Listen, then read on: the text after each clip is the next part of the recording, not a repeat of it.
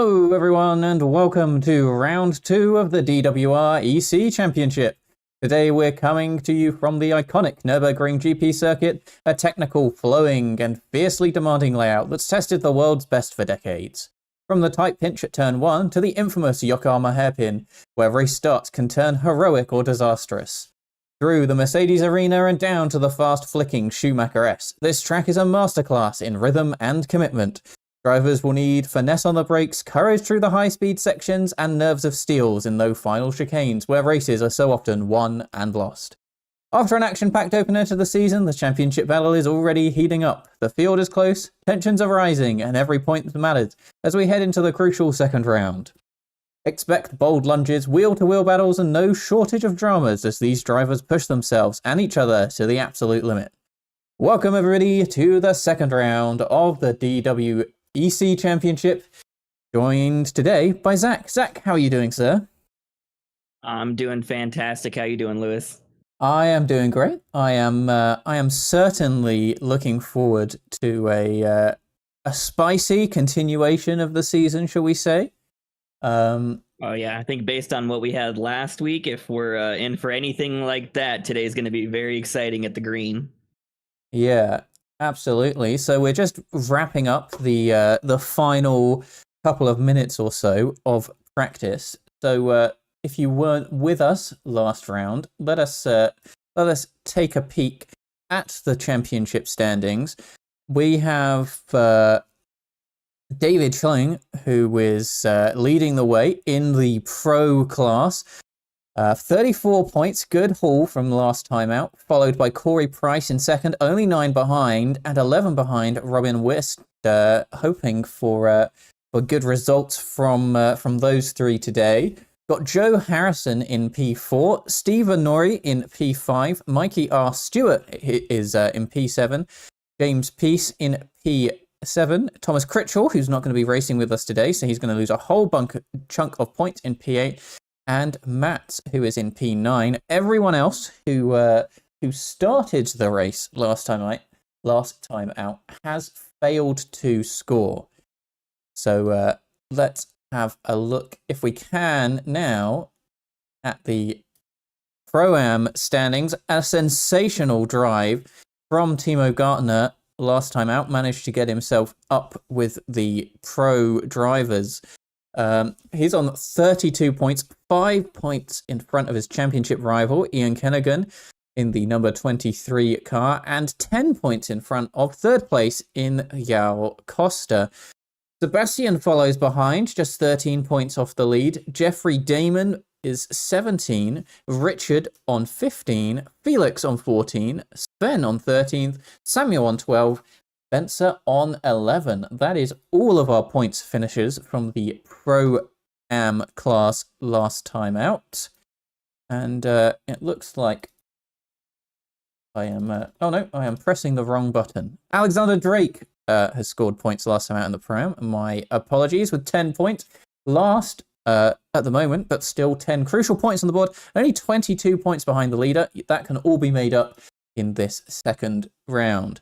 Having a look at our AM standings now, Michael Rhodes leads the way in the short field, car number 6, but 33 points. 8 points ahead of James Vernon and 22 points ahead of Andy Keane. JT Sawyer is the final points finisher, only 4 who finished in the points last time out on 19. But not all is lost for those who didn't score any points because they are only 33 points behind the leader in this 6-round championship. That can certainly be made up as we go along. For those unfamiliar now, let us have a little look at the schedule. We've already had round 1 in Daytona 2 weeks ago. This evening, we are taking on the Nürburgring GP circuit before, in 2 weeks' time, heading over to Silverstone. Then we've got a double header, a race after race each Sunday of Spa-Francorchamps and 24 Hours of Le Mans before we finish off the season early next year in Sebring. The format this evening, as I said, we're just finishing up free practice 2, free practice 1 happening yesterday, of course, before we head into a 15-minute 3-lap qualifying session to set the grid ahead of our 2-hour race. We're dealing with 3 classes today, as you saw from the standings: Pro, Pro-Am, and Am, each with separate prizes of $100, $40, and $10. You can see the points format there. Not forgetting as well the DWR Leadership Driver of the Day. And that today, I think, will be nominated by Thomas Critchell, who, as I said, is not racing, so there can't possibly be any bias there. Zach, got any eyes on anybody out on the track who you think's going to be quick today?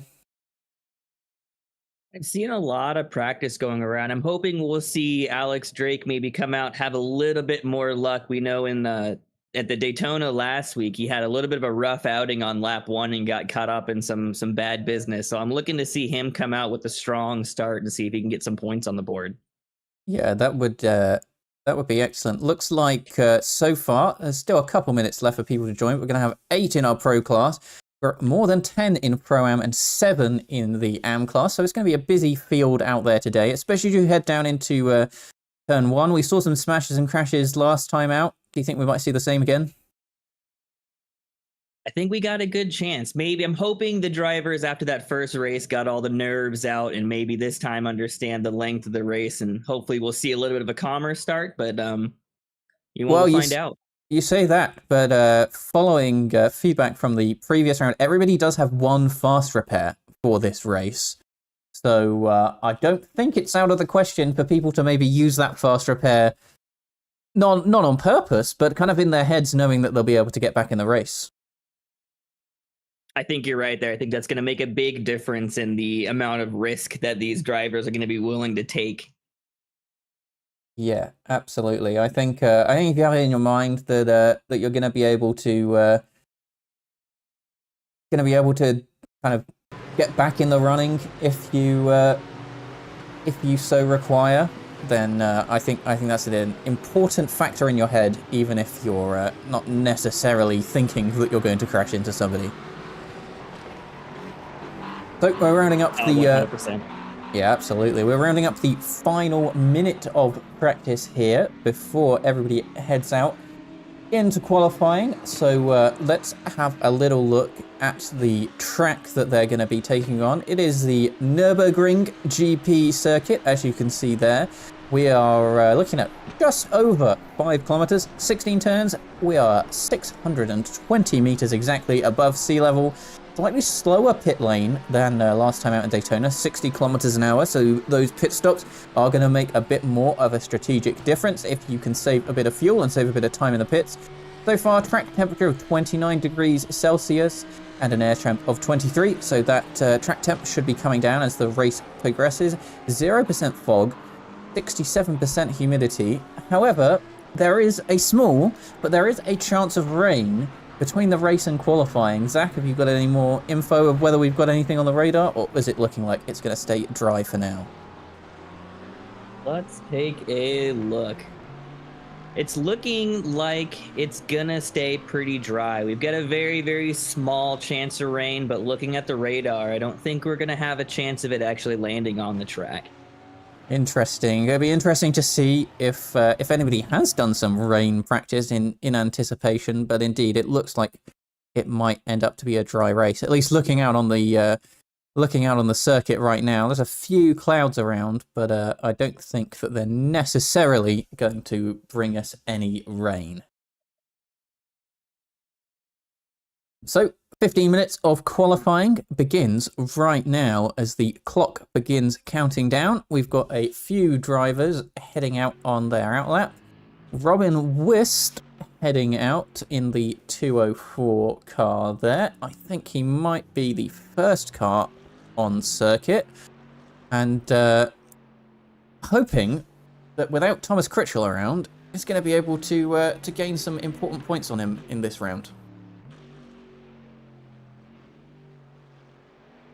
Looks like most cars heading out onto the track, maybe some waiting for some optimal conditions. Of course, when you have a bit of rain in the area, it's possible for the wind, the cloud cover, the track temperature all to fluctuate around. And now if you're in that top pro class, a couple of tenths from, 1 degree less of track temperature can absolutely make all the difference to your qualifying run. Oh, 100%. I think we're going to have some slight fluctuations in humidity too. So we might see some drivers waiting for that lowest point in humidity to see if they can get the most out of those motors.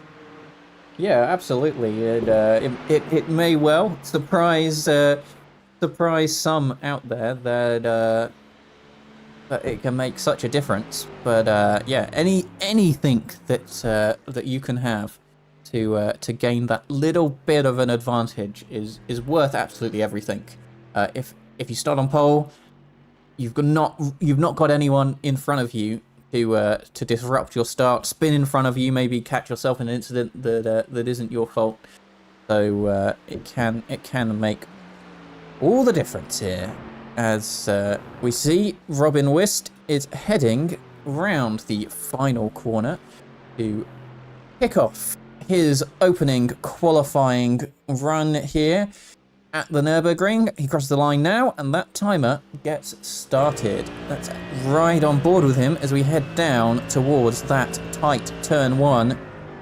Braking heavily, trying to crack the inside there without hitting the pole. Don't turn left because you will be heading to the wrong layout of the track. Of course, those familiar with the 24 hours of the Nürburgring, that's the way you go. So certainly don't do that on this occasion. Cutting in nicely to the inside curb there. Feels a bit clumsy getting through this corner. Got to be careful not to go over the white line. I think he might have just about got away with it, but he was collecting a little bit of a slide on the way out there. Now heading in. Down here, quite a slow section as we head down towards the hairpin. Got to be careful not to grab the gravel. It sounds like he got a little bit there, and he has set the fastest overall Sector 1 so far. Not awfully surprising. Not many of his pro class compatriots have yet, but he is actually looking pretty good, as Schilling and Peace have both, and G have set Sector 1 times, and Stephen Norrie, and they haven't gone faster, but Joe Harrison just has, down in P8 right now. So let's see what Robin Wist can do as we've come through the Schumacher S, round here, and then round as we head down towards the chicane. Again, keeping in your mind, I'm not heading for the Nordschleife. I'm going to be heading through that chicane and around the final turn. Fastest of anybody right now in that middle sector, so probably not too much of a challenge from the Pro-Am or the Pro class usurping him. David Schilling, he sets the fastest middle sector, followed by Stephen Norrie. It's really hotting up here as we see what's he going to do as he crosses the line. He's going to come across and do a 1:54.778, first of anybody. So he is P1 for now. Can he be usurped by anybody who is heading through that final sector? We're riding on board with David now. Is he going to be able to go any faster? No, he's 1.8 seconds behind. Maybe a bit of a warm-up lap there. As David, oh sorry, my apologies. I was looking at James Pearcer. It is David who goes P1. G slots into P3. Stephen Norrie slots into P2. And Joe Harrison into P4, the top 4 covered by just over 0.8 of a second there. As they continue to warm up their tyres, I seem to think that some of those a bit further back in the Pro class have maybe taken an extra lap to warm their tyres and not push too yet. Oh, as we see David almost over the white line. It's going to be a very technical track today. We got 16 turns. There's a lot of footwork involved with these. Most of them are not flat out. You need to be paying attention to your speed, your position. If you're over even an inch, you can lose, tenths to up to seconds at a time. So I think here is definitely going to be a very mentally tasking race that we're looking at. Absolutely, and something the drivers, I'm sure, have faced before but didn't face at Daytona is gravel traps. You head out a bit too far, you're in the gravel, you're probably going for a spin, and you're certainly going to be losing seconds worth of time and being quite unpopular with those behind you if you drag some gravel onto the track. David here is looking like he is on a mighty lap indeed. Fastest overall for Sector 1 that's just been usurped by Stephen Norrie there, but can he set the fastest Sector 3 and extend his advantage past those 0.3 of a second, heading through the chicane? Looks nice and tidy to me as he comes around the final corner, nice and wide, cut in right by the pit wall now. As what is he going to do as he crosses the line there? And he does a 1:54.196. Not a massive improvement. Might have actually been invalid because I don't think his gap to Stephen changed there as Joe Harrison goes to P1 in the Mustang, a 1:53.977.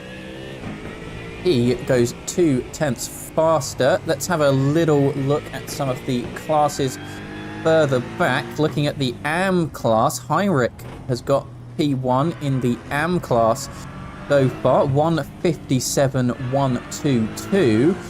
And Timo Gartner has a 1:54.128 in the Pro class. If we have a little look, let's see if my magic button will work. Have a look at the overall qualifying order. Of course, they're not grid by class here. And Timo Gartner is in P2 overall, ahead of everybody apart from Joe Harrison in the Pro class. That's insane. And it's looking like he might be a pro driver hidden inside that Pro-Am class.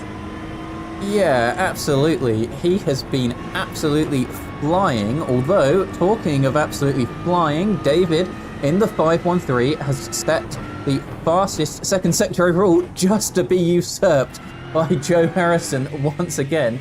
They are trading fastest sectors there. It might get very, very close at the top as everyone is heading towards their final laps of this qualifying session now. Mats has gone back in the pits. Robin Wist has gone back in the pits. They don't have the little finish flag, so they can go out again, but I wonder if they made a mistake on their final lap. David Schilling in the 513 goes provisional pole. Is he going to be usurped by Joe Harrison as he comes across the line? No. Oh, yes. By 12/100ths of a second. You couldn't be too much closer at the top of the Pro class right now.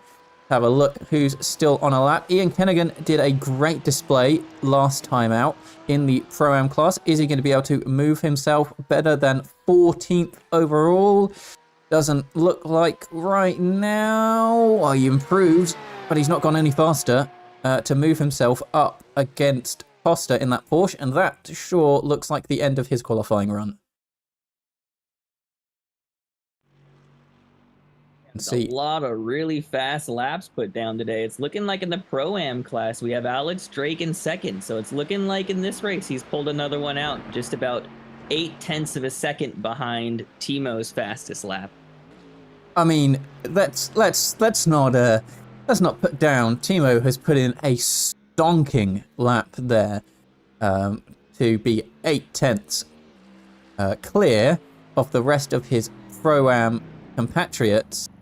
But there is a real close middle ground there in the Pro-Am class, as you say. If we're looking at Drake in P2 all the way down to P6, they're covered by less than 0.2 of a second. That is going to be a close race indeed. As we saw, Jeffrey Damon, he's going to be staying in P3. New to this round of the championship, we have Phil Bauer. He didn't take part in Daytona, so he's currently in P5 in the Pro-Am class, but he has set a personal best first sector. Looks like the rest of those in his class have finished up their laps and headed back to the pit lane, so they're not going to be improving, but maybe Phil still got 4.5 minutes left on the clock here. Maybe he can make an improvement, but probably not with running 2 tyres through the gravel. Let's see whether that has made any detriment to his improvement as we head into Sector 2. It is once again a personal best. Is he going to be able to move up within that tight 2nd to 6th place in the Pro-Am class? He may well be as he heads round the final couple of corners. Can't see anybody improving at the moment, although Keen in the 921, my apologies, has just set the fastest middle sector of his class, currently 8/10 off pole.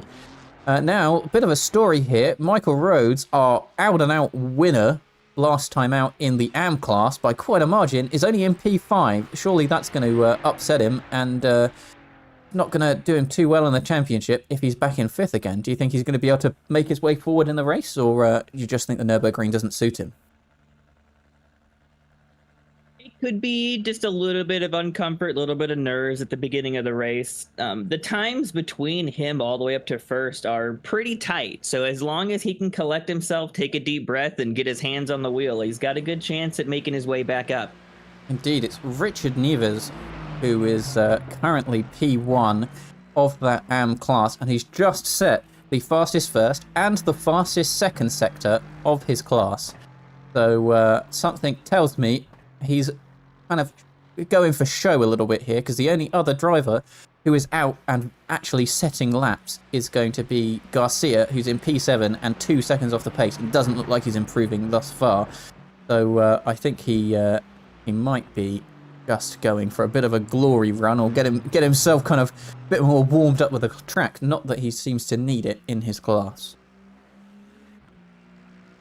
Definitely looking pretty good from what I'm seeing. Whoa, he crosses the line there, and he's 1.4 seconds faster than anybody else. That is quite the improvement. Not a bad lap at all. And Garcia there in the 107, he's done with his qualifying run. So that is everybody back in the pit lane now. I think some drivers might actually still have some laps left that they can complete, but they're not going out to do it. So for the next 2 minutes, it's a bit like Formula 1 when everybody's done their first runs. We're just going to have to watch an empty track for now. But looking at those qualifying times, who are you looking at, Zach? I think Timo's going to be another big surprise. It seems like week after week, he's coming in for the wins and putting up times that are looking extremely competitive to the field.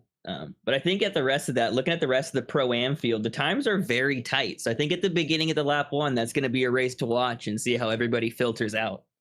Yeah, absolutely. So 25 cars we're going to have on the track today, it seems. And there's a very tight gap at the front there with Joe Harrison. Timo Gartner, obviously the outlier there, as you say. He's cemented himself fully within that pro field. If not for this season, next season, I think he's going to be going up to that pro class. Then we're looking pretty solid with everybody being with their class, with the exception of the 966 class of Neves there. So maybe a little bit less infighting against classes than we saw last time out.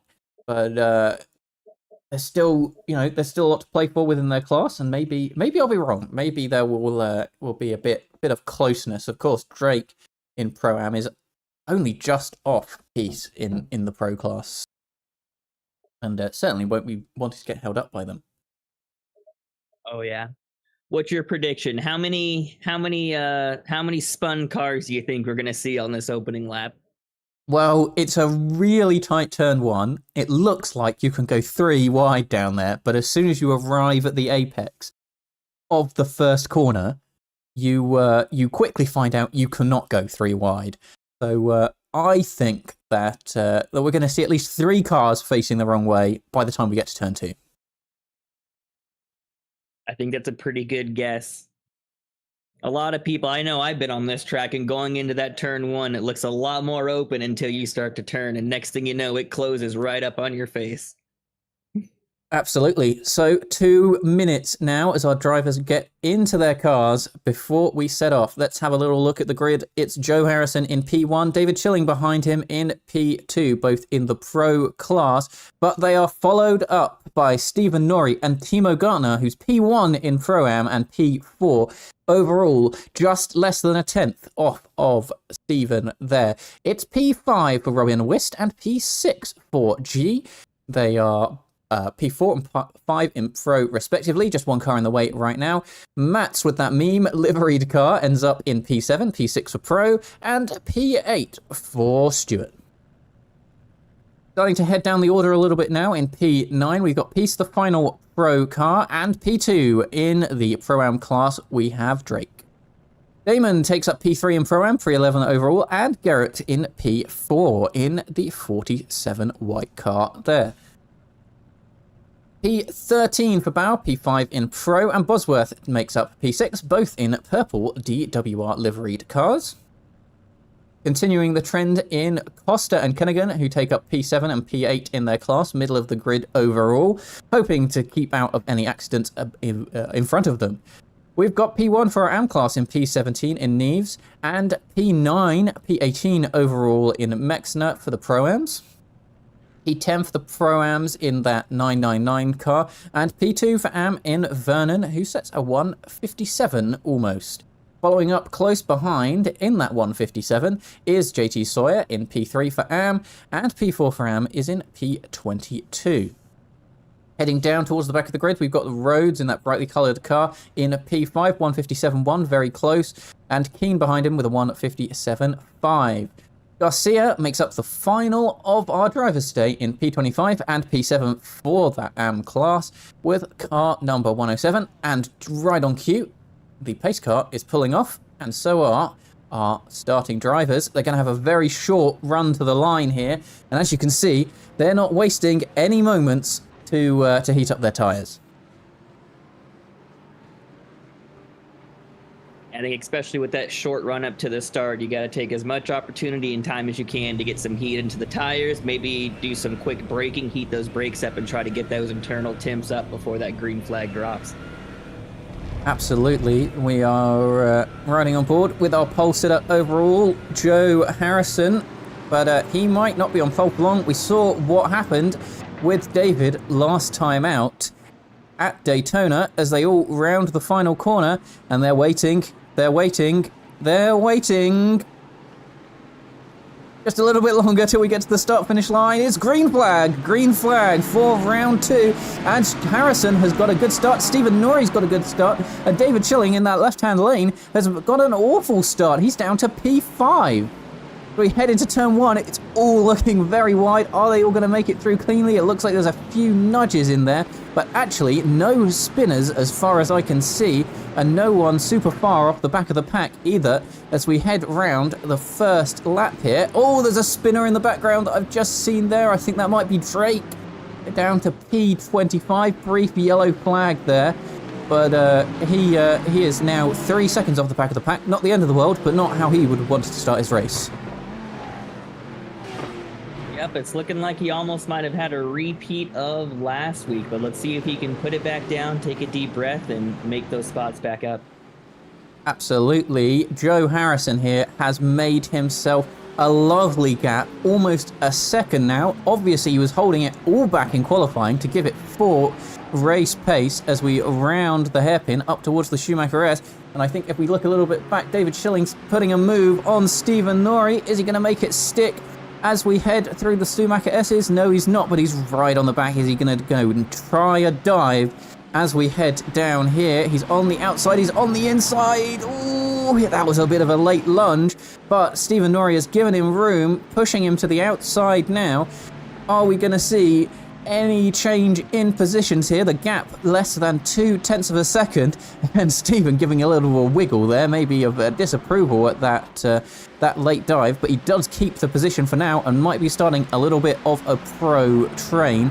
We head through the chicane, gap staying pretty even, 0.2 of a second, but it must be very tempting for David, knowing he has that fast repair, to make a dive into turn 1. Let's ride on board with him now and see. He's gaining a little bit. Yellow flag there. Neves has dropped back into P25. He was the pole sitter in the AM classes. David makes a dive into turn 1. Is he going to make it stick? I think Stephen is just managing to put his car in all the right places to not let him pass, maybe thinking he's a bit of a faster driver, and the longer that I can hold him up, the better for my race. And that is certainly going to be the end of David's DWREC for this race as he heads far outside of the lines, and it looks like he might be having a few connection issues. Nope, we're back on board with him now. And indeed, heading down here, it looks like he's maybe just dropped a bit further back from that Aston Martin, and he proves me wrong as he gets close to that livery, demanding the Porsche being a better car. Looks like Stewart has had a bit of an incident. We'll go back and have a look at that in a minute, but he has dropped down to P24 overall now, and it might be P25. It is. Doesn't look like he has had a great start to his race. It's looking like a couple people got pretty excited around the track, and we had a little bit of bumping and rubbing, but we'll see if everything kind of starts to calm down here over the next few minutes. Indeed, I think we saw this a little bit in Daytona, where everybody had a mad 5 minutes at the beginning, where they all felt like they had to get track position. JT Sawyer there on your left-hand side has got a slowdown already, and indeed, they all need to realise that there's 1 hour and 55 minutes left of this race. There is absolutely no need to push as hard as they are, unless you are fighting for the championship as hard as David here behind Stephen Norrie. And actually, quite a train of cars following them, and maybe not wanting to get involved if this battle gets a bit spicy. You will never want to crash in iRacing, but when you get involved in somebody else's crash, that's even worse. As we see him look around the outside, just nowhere to go, I think that that's the widest Aston Martin I have seen on this circuit so far. He definitely knows how to use it, that's for sure. Indeed, maybe a bit used to his beloved Porsche being a bit of a skinnier car, but he is absolutely enjoying the fact that that Aston Martin is quite wide against his battle with David here, which continues into its third lap. We've got a yellow flag in Sector 1, and Stewart has gone into the pits, maybe to use that fast repair. And Alexander Drake has got a meatball. That is awful for his race, even with that fast repair. That is not going to do him well at all. He's going to be a lap down by the time we get to the next lap here. It looks like he lost it a little bit into the corner and got collected by another car, similar to what we were talking about earlier, and was just enough to put that back tire at an odd angle. Indeed. Let's hop back now and see what happened. Riding on the drone cam behind him, doesn't look like. Oh, that was, I think, on board with Andy Keane there. Actually, let's have a little look. Yeah, here we are on board. He just gets a bit too much, and everybody's kind of up behind you in such a tight pack. Whoa, that's a slide and a great avoidance by whoever that was. But that is what has given him the meatball. And as we can see, he's in the pits. With that meatball, that fast repair is going to come in use, but that tow is definitely going to take a lot of time for him to get around and be able to get that car going again. Indeed, this battle continues, and it's getting more spicy between David and Stephen here. Just a 1/10 of a second, and you can see the frustration in David's car there. He just wants to get past, but Stephen is putting his car in all the right places. And if we look, he's alongside there. Is he going to make anything happen here? I think he is. And he's through. He's through and past Stephen, and hopefully going to pull away from him now. But that was a staunch defense. He had quite a way of being able to make that car available to the entire track line and keep David behind him. But I've been racing with David, and I know he's very good about making you a little bit nervous. Indeed, that was a nice move as we head down there. I hate to think this battle might be over, but I'm going to say it. I think it might be, because David has already pulled 4/10 of a second there, and I think that he really wants to head off in pursuit of the leaders. Again, our winner last time out, and the championship leader, currently in P4. Not going to have a great time in the championship if he stays there, but we will monitor the gaps as we carry on. Now that battle is looking like it's calmed down a bit. Let's have a little bit of a look back here. JT Sawyer, who is in P2 of the Pro-Am class, might have had a bit of an incident. He tries down the inside of Mike Rhodes. I think he might have gone a bit too far there and hasn't ended up hitting anybody, thankfully. But looks like he might have locked up and very close to taking out about half of the Am and Pro-Am field there. Let's have a little look, if we can, what happened to Mikey Stewart to end up in the pits. And he has gone for a little grass cutting exercise. Ooh, that's very unfortunate and must have shocked whoever was right behind him as he came back onto the track. I think he might have been holding his brakes there, but I think he just had no traction on the grass. I'd like to see a different angle of it, perhaps. Let me see if I can find the blimp cam. Oh, it's unfortunately too far away. Is the blimp cam there? So I don't think. Oh, there we go. We can have a look from the chopper. Just kind of catches the outside curb, and away he goes. And he's holding his brakes, but there's not really much you can do, and that's caused a bit of a pile up behind him. You can see JT Sawyer and Mike Rhodes there. Actually, they might well be using their fast repairs in the first pit stop. And yeah, as we can see all the way from the back there, Samuel, and that car just comes across him. There's nothing he can really do. And I'd like to actually get on board with Richard here and see what happened. You can see him going off, and then I think very quickly you can see him coming back on the track. That is a terrifying moment indeed. Yeah, definitely not something you want to see when you're approaching a corner. Absolutely not. So David there has made quite a nice gap, 0.7 of a second in front of Stephen Norrie as we continue on this race. Drake has come out of the pits. We will see in a lap's time or so how far behind he is, but I can imagine it is a good few laps. Oh, sorry, I do apologise. He has not come out of the pits. He has left the race. That's the out there, not out lap. My apologies. Yep, it's looking like he may have waited a little bit for the tow, but decided it just wasn't worth putting it back out on the road. Indeed, I have to say, maybe a little bit surprised by that. If he's towed, still an hour and 50 minutes left. You might not be fighting for the lead of your class, but you can see Mike Stewart there, or the back of the Am class. Doesn't take a massive amount to catch back up to them when the inevitable incidents do happen.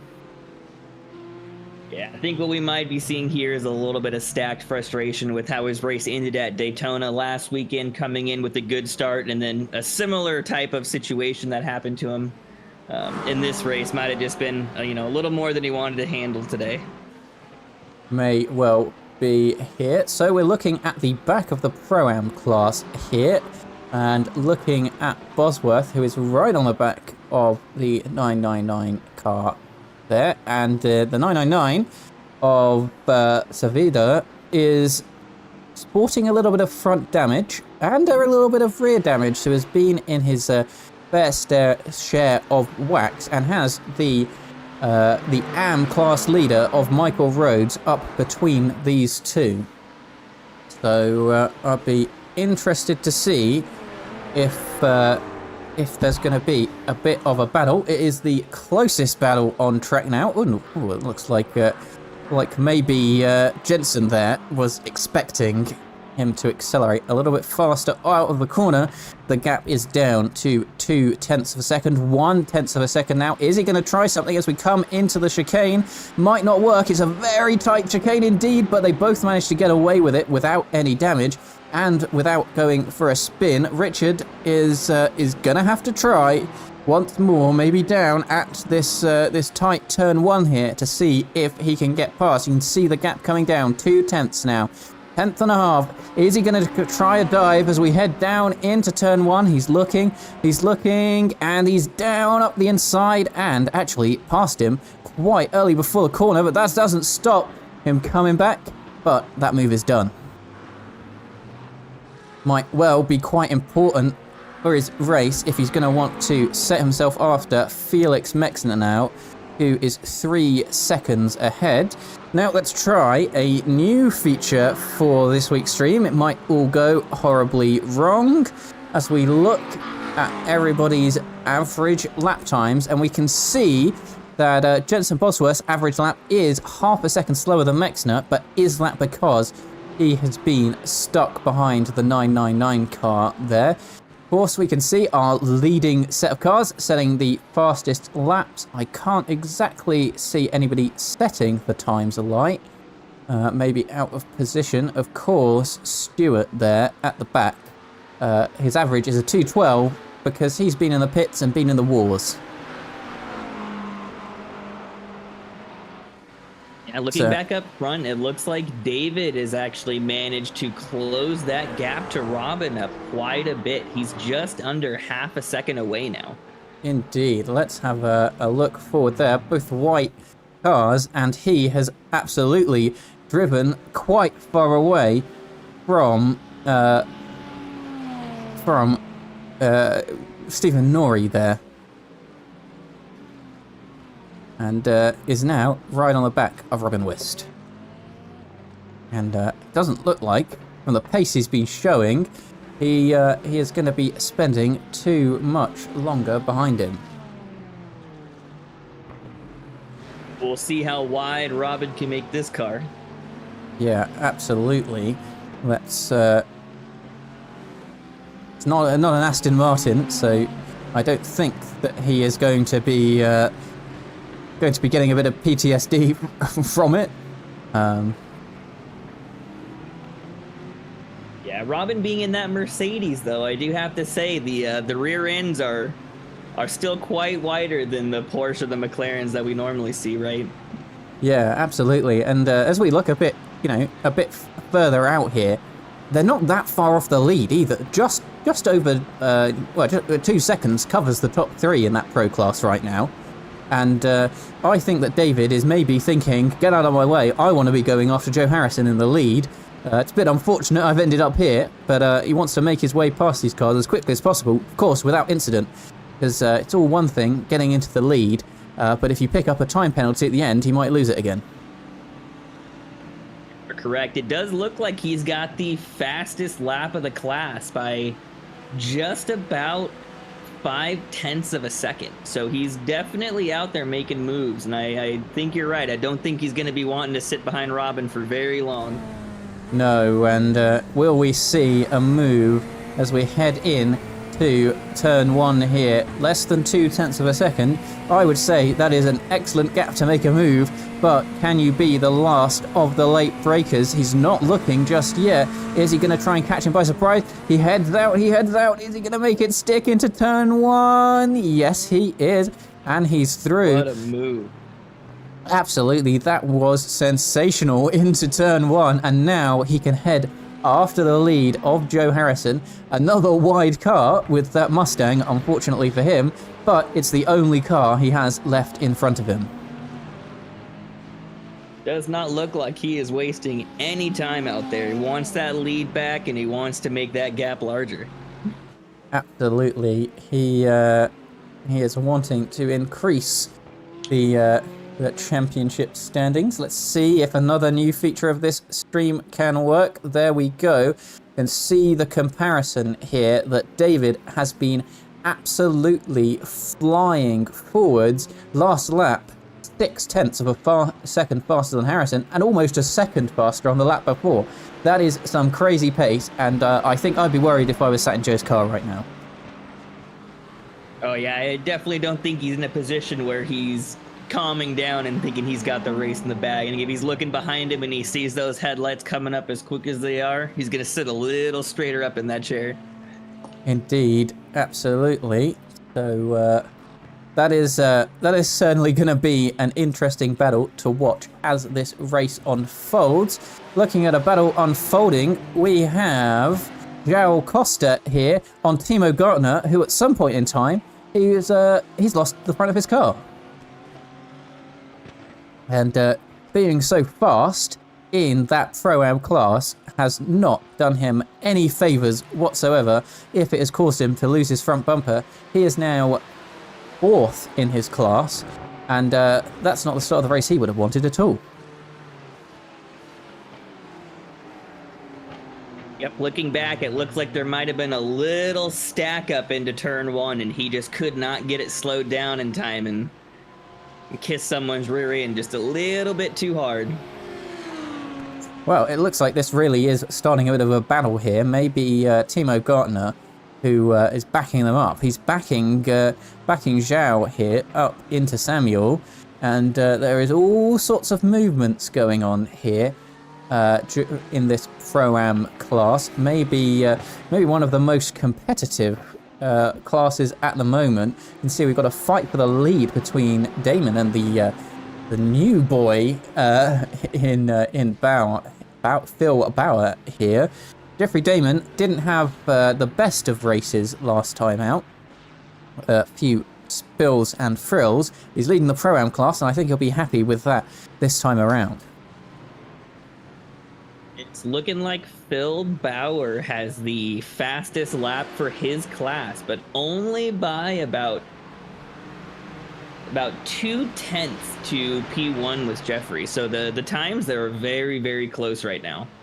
That's quite interesting to think about when you think that Timo Gertner has been flying and up with the pro boys. He hasn't been able to put it to use, of course, with that missing front end, and actually they're quite nicely tucked up behind the 57 car of Peace, and actually helping Jeffrey here a little bit with the slipstream, I think. 100%. As long as he can sit back there, keep the gap to second, and maybe do a little bit of fuel saving, he can get himself a potentially nice gap when it comes to the pit stops. Indeed, all these times actually are looking very close until they cross the line now, and there actually turns out to be quite the difference back to Ian Kennigan there, who's 5 seconds behind. But it's looking like that damage is definitely slowing Timo down, and Ian is doing his best to stick with him. We'll see if maybe Timo, you think he might go for a fuel undercut here, fix those repairs with that fast repair, and get back out and see if he can save himself from losing any more time? Yeah, you see it adds an extra layer of strategy here, having that fast repair, knowing that you're going to be able to fix up your car completely within moments. It might well work out well for him. I think, what is he now? Just coming up to 8 seconds back on the lead of that Pro-Am class. We have seen how speedy he has been. I think that he might drop a few more seconds back before the first pit stops, but I think he'll be able to make that up with just pure pace at this point. I think you're 100% right there. It'll definitely be interesting to see what he puts down once he gets out of those pits and has a bumper back on his car. Absolutely. Now, we were saying that David was absolutely flying in his class. Well, he's right on the back of Joe Harrison already, just a few laps after we said he's fighting for the lead of this race. And I'd be pretty worried, as I said, in Joe's car, about that Corvette making a move right now into turn 1, if I'm honest.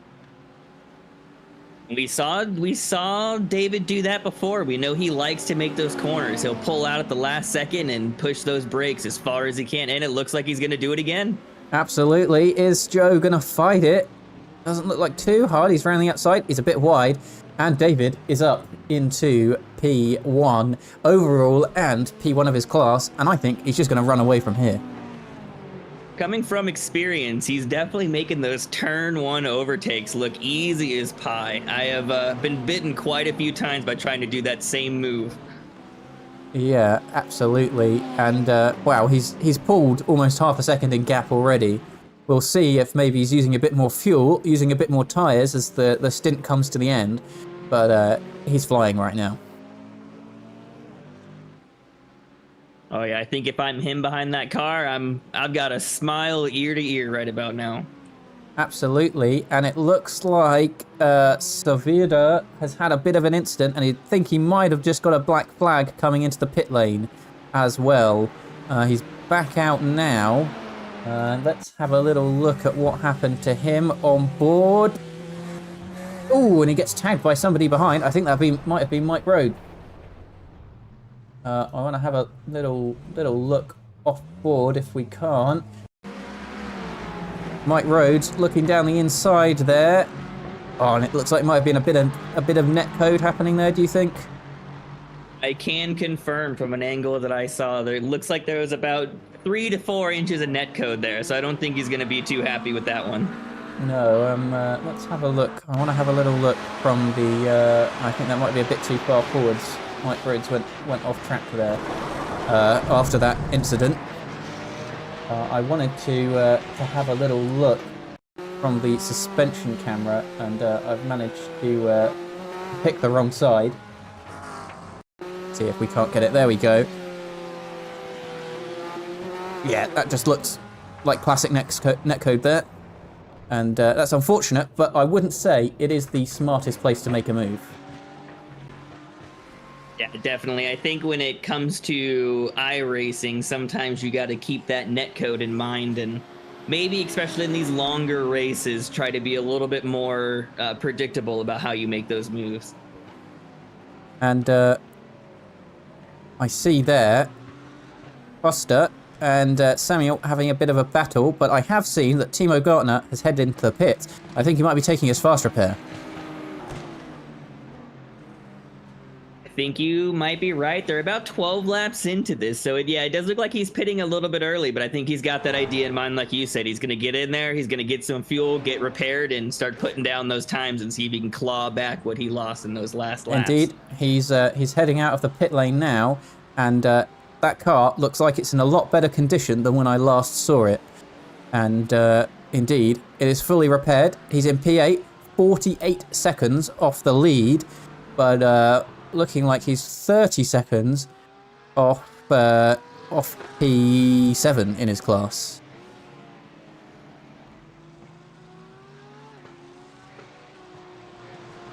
Indeed, that's going to do him quite well. Now he's got his front end back on him. Let's see what's happening out on track. Phil Bauer didn't take part in the last round, but he is right on the back still of Jeffrey Damon, and he is looking for his first round, first victory. Have a pretty spicy battle for the AM lead if you want to switch over to those games. We got JT and Richard going at it pretty hard. Absolutely, and Mike Rhodes is in that battle as well. They're all within half a second, and I think actually Richard might have lost out there to Mike Rhodes, but they're side by side. This does not look like it's going to end well, and he backs out of it to let Mike Rhodes ahead as we head through the chicane. So now we've got JT, we've got Rhodes, and we've got Richard all within a second of each other, and you can't discount the 293 of Heinrich, who you can see just behind. Looks like quite the spicy battle in the top places for the AM class. What are we going to see here? Michael Rhodes defending on the inside. Doesn't look like there's anywhere. Oh, looks like he had to take a second stab of the brakes there, actually, to not hit Michael Rhodes. But all of this battling is actually helping JT move away a little bit. It's like he went a little wide on the exit of that last corner, but he was able to bring it back in and keep that going. Yeah, absolutely. As let's have a little look here, if we can't, at their lap times, all looking pretty similar.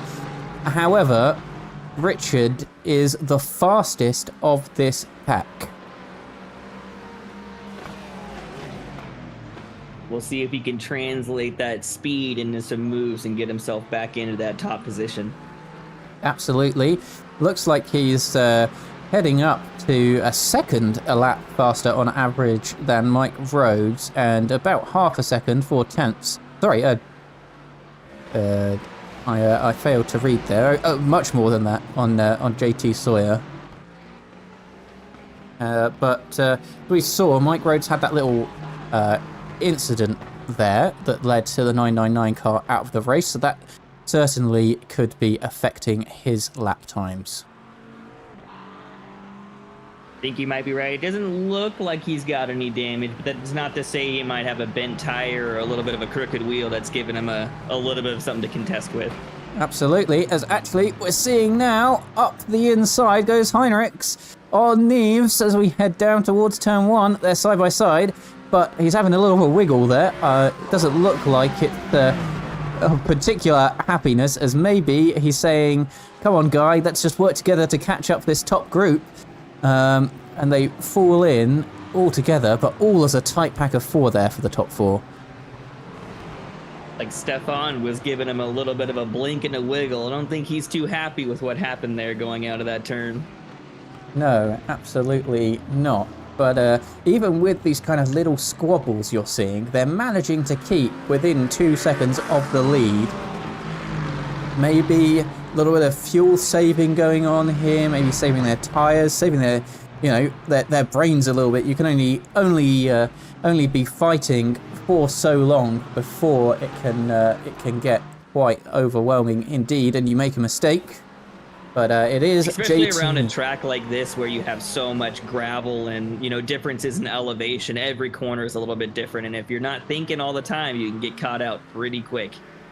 Yeah, absolutely. It is JT currently leading the way in that AM class.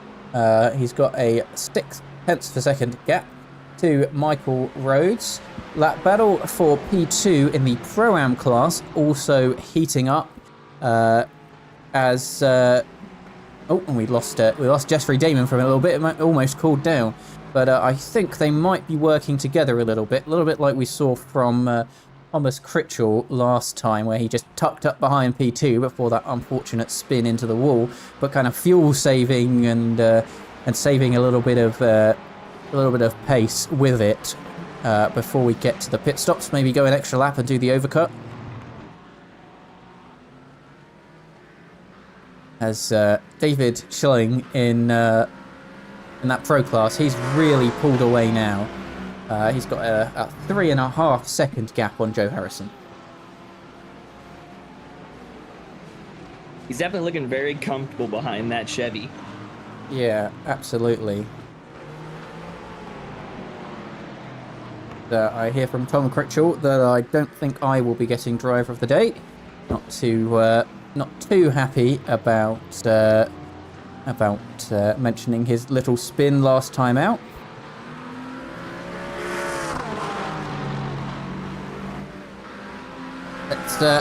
Let's have a look at that battle for P1 of the Pro-Am class and see if we can figure out if a bit of fuel saving is going on. Jeffrey Damon's actually got a couple of tenths now in front. There might have been a bit of a mistake. I can't see one on my displays, but Phil is right on the back of him, and he's looking up the inside as we head into the chicane. He's not fuel saving. Ooh, that looked mighty close, but no contact for now. That is a brave place to make an attempt there. Those chicanes can be very unforgiving. That might be even braver, and he's pulled it off, maybe as they go side by side down into turn 1. It's Phil, my apologies, who's in front as we cut out from behind the grandstand. He's still in front as we head into turn 1, and he has taken the lead of that Pro-Am class. No more fuel saving for him. Gotta say, with an hour and a half left, that was very ambitious, but he was able to get it done. Indeed, you might have sensed potentially some frustration there if he's been sat behind for so many laps and just kind of watching and plotting that. He might have got a bit frustrated being caught behind. But his lap times, I mean, he has been right behind, are pretty much on par with Jeffrey, so we might see Jeffrey coming back, although the gap has now extended to 3/4 of a second. Also, it's looking like our prediction was right. Timo, on his 4th lap out, has taken over the fastest lap of the race by about 0.3 of a second. Indeed, as we can see on the left-hand side there, you're seeing his average lap time, which has included him coming out of the pits and warming up his tyres, so we can't pay attention to that alone. Richard Heinrich now is in the pits, maybe hoping to do a little bit of an undercut on the leading 3 of the AM class.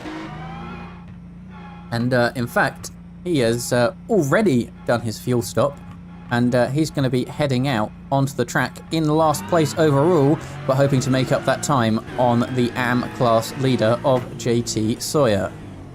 He lets through our race overall there of Joe Harrison, who is now back to 5 seconds behind the pack. And a yellow flag in Sector 2. It looks like Andy Keane has gone off the road. What's happened here? Has he just gone for a bit of a spin by himself? Yes. Oh, that's unfortunate. But looks like he might have had a clear track to be able to keep on going. Indeed. So not the end of the world for him, but not great either. Looking like he might have just got on throttle a little bit too early, and that back end on that BMW likes to get a little happy when you do that. Indeed, Jeffrey Damon now heads into the pit lane, and he was fighting with Phil Bauer for the lead. So it is certainly going to be interesting when he heads out of the pits to see what he can do. As we can see him exiting the pit lane there. Can expect a few more pit stops happening over the next few laps, and crucially for Timo Gartner, he's come right out behind Jeffrey, who's going to be on cold tyres, but they were fighting for the lead. So I think that Timo is going to be right on the back of that lead pack very shortly indeed. Oh yeah, I think we're going to be in for a treat to see him do some mighty quick driving today. He's got a lot of ground to make up, but I think if anyone's going to be able to do it, it's going to be him. Yeah, absolutely. So Damon in the Pro-Am class leads everyone who has made a pit stop so far, but he was fighting for first and second place, and he has Timo, who's also made a stop for a damage repair right behind him. Only Richard Heinrich, as I get corrected there, Garcia comes into the pits for the AM class, and only Stewart who has come into the pits in Pro. However, I think we can expect a few more of those to come in as their fuel burns down over the next couple of laps or so. As Jeffrey Damon is trying to defend against Timo, he is not of the opinion that he will inevitably get past. He thinks that 7th and 8th battle, which may well turn into 2nd and 3rd, or 1st and 2nd, he is absolutely wanting to keep that Porsche behind him. And we'll see if he can manage to keep that up. With him being on cold tires, I think he's doing a fairly good job right now of holding him behind. I'm wondering a little bit here if Timo is thinking, well, I know Jeffrey was close to the lead. If I just hang behind him, don't take any risks for a couple of laps, save a bit of fuel, it might help his race. Of course, that early pit stop, he came in 6 laps ago, so he's got 5 laps older tyres in the fact that they will be warmer, but also 5 laps less fuel for the rest of the race. It looks like Heinrich's on his not his opening lap, but the first lap out of the pits, lost a little bit, took too much curb and went into the wall. Indeed, he was right on the back of the lead pack for P1. Let's see what happened to him. And, oh, that isn't where and that looks like a horrible smash into the wall, and I don't think that wheel is facing the right direction. But it doesn't look terrible. He's rejoined the track. I think, if anything, he's going to have wheel damage out of that. But, it doesn't look like the worst damage in the world. Looking at his car right now, it does not look too bad. He may have been one of the luckiest people on the track today and gotten away with minimal damage. Indeed, he has... Stewart, is that behind him? No, that's number 11 of Phil Bauer, who's leading the Pro-Am class right behind him, who is going to be lapping him currently. Of course, Phil yet to make a pit stop. 20 laps on this fuel and 20 laps on these tyres.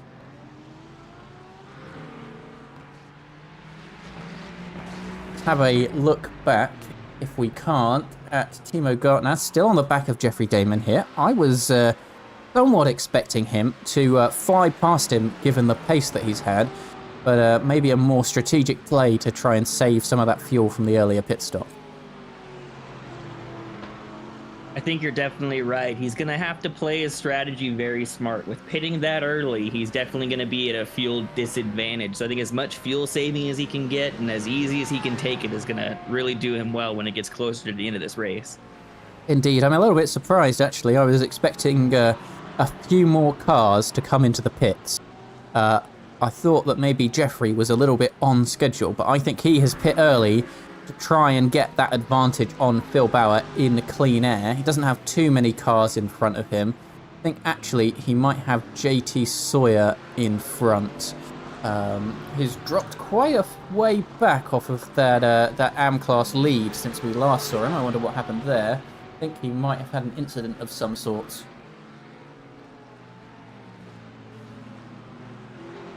Indeed, just sticking behind. Let's oh, that gravel's not going to help.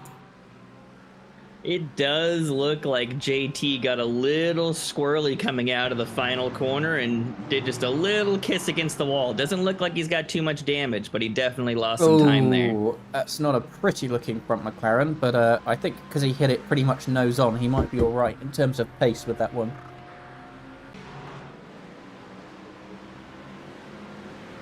We'll see how his times look over the next 2 or 3 laps and see if he's lost anything in that process. He has not pitted yet, so he will be able to go in and get that repaired almost immediately. So we'll see if he's able to do that and maybe save himself any lost time there.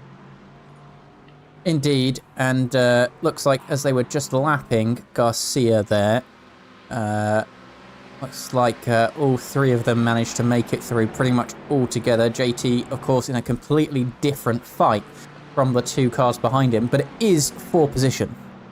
So no blue flags are going to be shown in this scenario as Jeffrey Damon pulls over, maybe to signal his intentions a little bit there. Or is he letting Timo through? That seemed a little bit odd to me because he's just dropped straight in behind him. Why might he be letting Timo through there? I'm wondering if it might be a strategy. If he knows that Timo's sitting behind him trying to save that fuel, it might be a better idea for him to let him by, force him into some clean air, and force him to use, more fuel than he would be if he was just sitting behind him breathing easy. Another point might be is maybe he's thinking JT's going to hold him up a little bit here. But I don't think that's going to be particular on JT's agenda right now.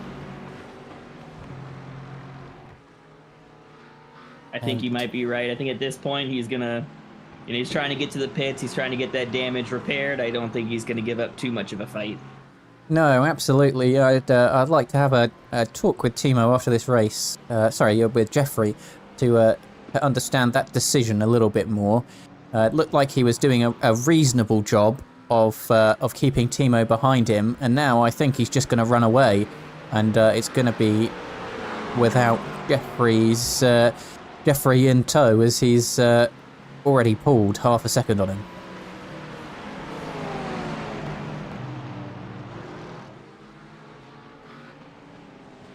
So we 40 minutes into this race now, which is projected to be 64 laps long. We've completed 22 of them so far. We've had 2 cars out in Richard Sevilla and Drake in the Pro-Am class. Everyone else is still running and still going to be eligible to pick up points at the end of this race. We have certainly had some dramas with Timo Gartner, who managed to put himself on pole for the Pro-Am class and pretty nicely in the Pro class, picking up quite a bit of damage early on. We're watching him right now trying to get past the AM class driver of JT Sawyer, who looks like he's putting up a bit more of a fight than I expected, and it has backed him up into Jeffrey Damon. It looks like that strategy might have worked out for him. Indeed, we can see actually JT is dropping off the back of the battle of the lead for the Pro-Am class, as Michael Rhodes was making a little look up the inside there to try and take the lead, and not successful on this attempt, but certainly looking feisty on Porsche on Aston Martin there. He's not going to have any chance to make a move. I think his next attempt might be into the chicane, but still with an hour and 20 minutes to go, I think that would be quite ambitious indeed. Actually, you just saw in the back a shot right. I think when it comes to moves like that, you're really, especially if you've already used your fast repair, you're really going to want to wait and hold off until the latter part of the race to start making those riskier moves. Indeed, of course, these two are yet to pit so far. They were in a pack with Heinrich before he came into the pits quite early. Might have underfueled the car on purpose to try and get a bit more pace out of it. But looks like Mike Rhodes has dropped back 7/10 now as we head onto the straight. Looks a little bit too far back, in my opinion, to try and move into turn 1.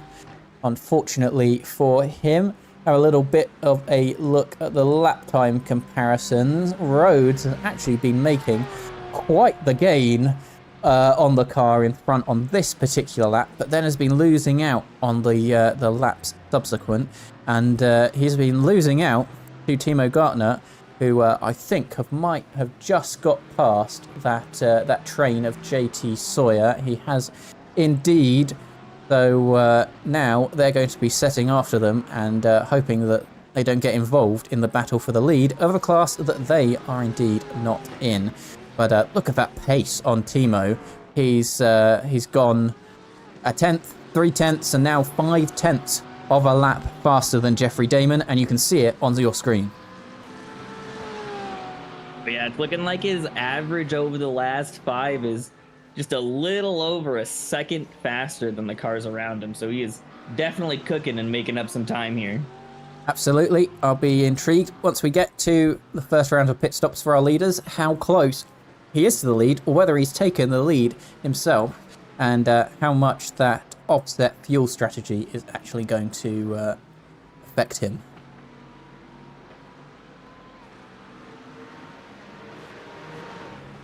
Have a look here.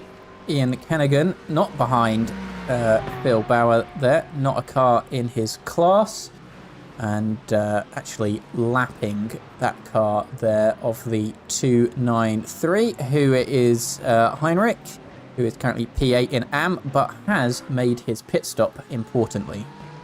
So not any positions lost or gained there. He was one of the drivers last time out who ended up with 0x. Now I've heard from the drivers and it's going to be difficult to keep a 0x here, is what I've heard. I'm going to be very surprised if we have even one driver that's able to make it through this race without an incident. I mean, not even including the off tracks, with the way the races are, with how tight everything's been getting. I think I've seen just about everybody get involved in a little something so far. Indeed. I will be absolutely shocked if we get to the end of this race and see a single car with 0x. However, I said that last week and we ended up with 3 of them. So let's not count anybody out before now. Very true. As we head in to the 25th lap of this projected 64-lap race, just over an hour to go, and it's actually looking pretty nice throughout the classes, as everybody, apart from one car who's running, stay on the lead lap of their class. And no signs of anybody rushing into the pits just yet. Looks like there's been quite the difference between those who pit early.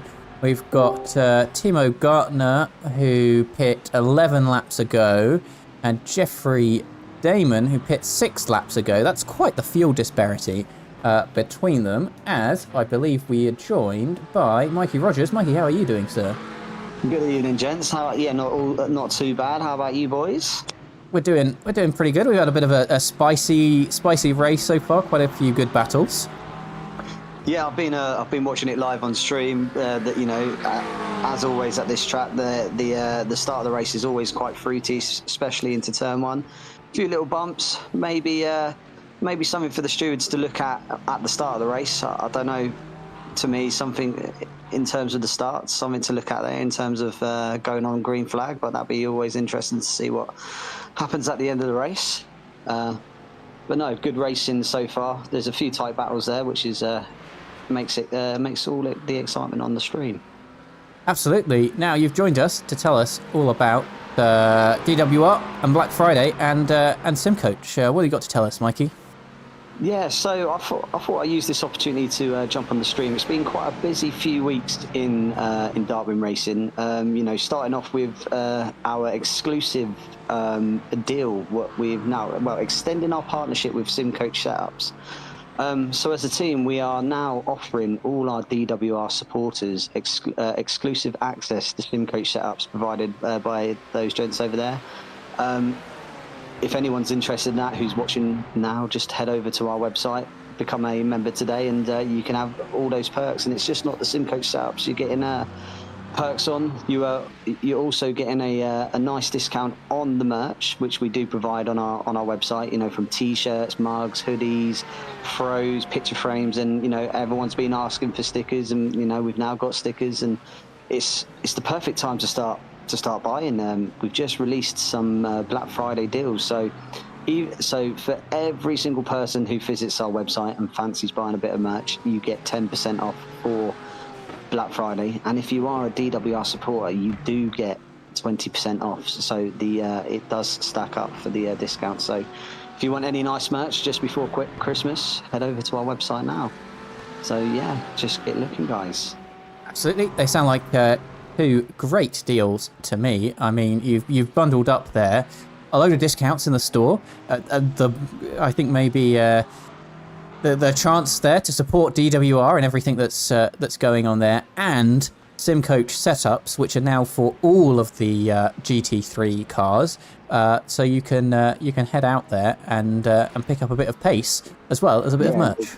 Yeah, for the GT3 cars and all the IMSA cars, so prototypes, GTPs, LMP2. So yeah, they're fantastic sets. I've been using them for a while now. You know, they are very good setups. And what's really unique for us as well, we have direct contact with the creators as well, who are always on hand to give us a helping hand and a bit of advice on if you want to tweak it or here and there. But yeah, and just a massive shout out to JT and Alfie, who have worked tirelessly behind the scenes with all the new merch we've just recently released. We had a team wide meeting on Friday to announce it, and we had 42 guys who watched it. And massive shout out to Alessio, who won a bit of free merch as well. But yeah, some exciting stuff coming our way, and a bit of a brand refresh as well with some new logos, etc. and stuff like that. So exciting things happening in DWR at the moment. Absolutely. And exciting things happening in this race. Ian Kennigan, Bill Bauer and João Costa are all into the pit lane, as well as a few from our pro drivers. Thank you very much for joining us, Mikey. A pleasure as always, and hope you enjoy the rest of the race as it unfolds. No worries, I will be watching away. I'm currently at work, so it's filling my evening full of entertainment. So yeah, good luck, guys, and enjoy the rest of the race. Absolutely, thank you very much. Zach, the pit stop's starting to shake out now, and it's looking pretty good for Timo Gartner as he is heading around the track. I think so. I think he might have made the right choice. Indeed, as we come across the start-finish line, let's just cut to who has done a stop so far, if we can. There we go. He's only got Phil Bauer in front of him, who's made a stop in this race, and he's just over a second behind. From having no front bumper, I would say that's quite the recovery so far, especially as Phil is on cold tyres. You can see he's kind of struggling his way through the first section of the lap. Oh yeah, he's looking really good. And it looks like we have the rest of our leaders except for Joe Harrison, who is gonna go the extra lap for 28 laps. That is quite the fuel save there. As we see, Timo Gartner right on the back here of Phil Bauer for next net lead of the race. He's looking up the inside as we head round here, and I just don't think that Phil has the tyre temperature to hold on. And Timo Gartner, he's back in the net lead. Yeah, it's definitely hard when you got those cold tires. They don't quite want to grip yet. Holding that inside line can be close to impossible sometimes, especially when you're trying to fight another car who's able to push twice as hard as you are. Absolutely, and so we got just over an hour to go left, and Joe Harrison, as you said, has extended his stint by another lap, I do believe, and they're surely going to have a little bit of a splash and dash at the end for the, a final kind of 5-minute sprint, unless they're going to be able to hold on to the fuel by quite a bit. I would imagine so. I'll see if I can do some math and see what we're looking at when it comes to those fuel tanks. Yeah, it seems like there might be an extra pit stop at the end, unless they are super good at saving fuel. Maybe that is what Joe Harrison has been doing this entire time. And we have seen Timo Gartner here back in the lead of the Pro-Am class, and it doesn't look like he's going to be stopping there at all, as he heads after G, who is currently P6 in Pro. He's just 14 seconds behind, and the pace from Timo has been absolutely insane. As he's putting down consistent, fast laps, and I definitely don't think he's out of this race yet by a long shot. Absolutely, and we've got a meatball for João Costa in the Pro-Am class.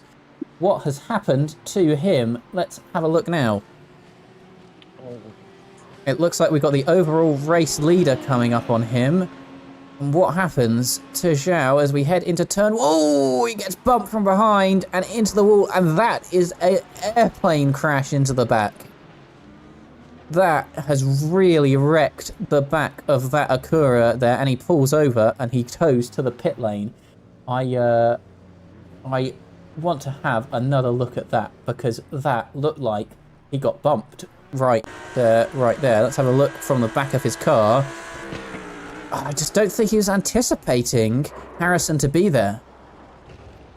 And he just looks a little bit like a racing incident to me. I don't know how you feel about that, but I want to get another looking angle. at the replay, it looks like he started to brake and he started to move over, and I agree with you. I just don't think he expected JT to be there. Or was it Timo? No, it was Joe. No, it was Joe Harrison, our overall race leader. Oh, Joe. Oh, yeah, I definitely think that's going to be a... It looked like as he started to brake, he might have moved to the left, and maybe he wasn't expecting Joe to be there. Joe wasn't expecting him to move over, and I really don't think there was any sort of intention there. It looked very much like a race incident to me. Indeed, we will bring you the information next time out. Alex Drake saying, trying to open the corner when there a car there is rough. I don't think he thought that that particular car was there, and that was just an unfortunate incident. I don't think he has used his fast repair yet, but he is at the back of the Pro-Am class, and I think he might stay there for the rest of his race, barring any sensational incidents. For the rest, we see Garcia now has actually got a black flag, I'm assuming, from coming into the pits. He's made a second pit stop. I'm not completely sure whether that second stop is to serve a drive-through for another reason, or whether he got that in the pit lane at all. Actually, it looks like we've missed a few incidents out on the track. I can see Michael Rhodes has had a crash. Let's see what happened to him on cold tyres. He just goes for a spin, and that's the risk that happens. But, to be honest with him, he manages to get it facing the right direction again quite quickly and without any incident with other cars. And, I think it's another good example of those cold tires, and if you give it just a little bit too much throttle on that exit of the corner, you see as he comes off back onto the tarmac, it'll just spin you around, and that Porsche is kind of known to be a little light on the rear end. Everyone's struggling with tyres there. As we can see, James Vernon, oh, he kisses the wall, and doesn't look like he caused a massive amount of damage there, but looks like everybody is having a little bit of a struggle with those cold tyres. As we come back to the live action now, we have Matt, whose last name I will absolutely get wrong if I try to pronounce it. Right on the back of Stephen Norrie. Both have done their pit stops. In fact, everyone in the field has. And if we look at their overall lap times, Stephen has fallen off a little bit, and Matt's average is looking well over a second faster than Stephen's. But as we saw at the beginning of this race, Stephen is not going to be one to give up a position. I think you're right. He definitely knows how to use that car to his advantage, and I think he's going to do that. He's going to try to hold on to every position that he can. I mean, absolutely. As you're on a championship over 5 weeks, 5 more rounds, should I say, you've got to hold on to every point you can, even though there is that drop round in there. You want you don't want to use your drop round on purpose, shall we say? And I think that he is going to be making that Aston Martin as wide as he did for David a little bit earlier in the race. See a bit more detail on their lap times. It looks like Matt's on this particular lap has only gone slightly faster than Stephen. Looks like he's averaging a couple tenths of a lap or so, which is quite different to when he was being chased down by David. He knew kind of maybe in the back of his mind that that David had the pace to kind of drive away from him. In this situation, I think that if Matt gets in front, the pace is going to be very similar with that slipstream, and it might be a battle that continues for the next hour of this race.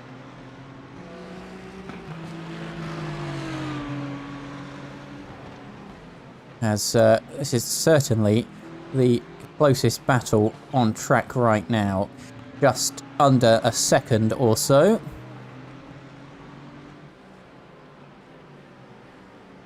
It's looking like David's just having the time of his life out there. He's got the lead up to about 8.5 seconds, even with Joe going that extra lap. I think he's looking really good for that P1 in this race. Now, do we have to ask the question, does Joe thinks, oh, that's not gone well for Matt, and that's not going to help in his pursuit of Stephen. Lost a couple tenths of a second there. But do you think that there's quite a lot of dust there as there's a car off the track? I think that might be James Vernon who's off the track there. Maybe to get out of the way of everybody, but oh no, he went for a bit of a slide beforehand and ended up in the gravel. I thought maybe he was just being extra courteous in getting out of the way, but no, he went for a bit of a slide actually. As I was saying before that incident, do you think that Joe Harrison thinks I can get to the end on this fuel? It doesn't matter how far David gets ahead, he might have to make an extra pit stop.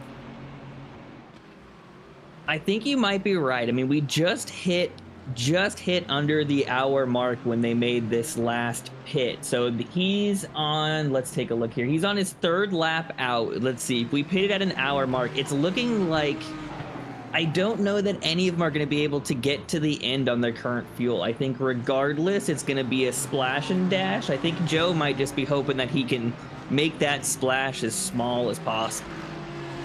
Indeed, I think it might be quite the ask for him to end up gaining that 8 seconds or so that the lead currently is back. I don't know, maybe he's got to try something here. Yeah.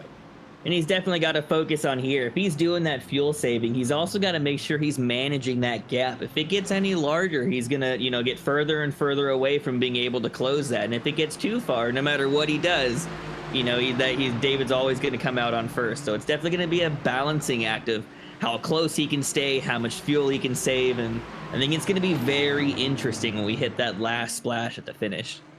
Absolutely all still to play for in this race, certainly for Stephen Norrie in the Pro class, who has Matt and the bright lights of that Lamborghini coming up behind him.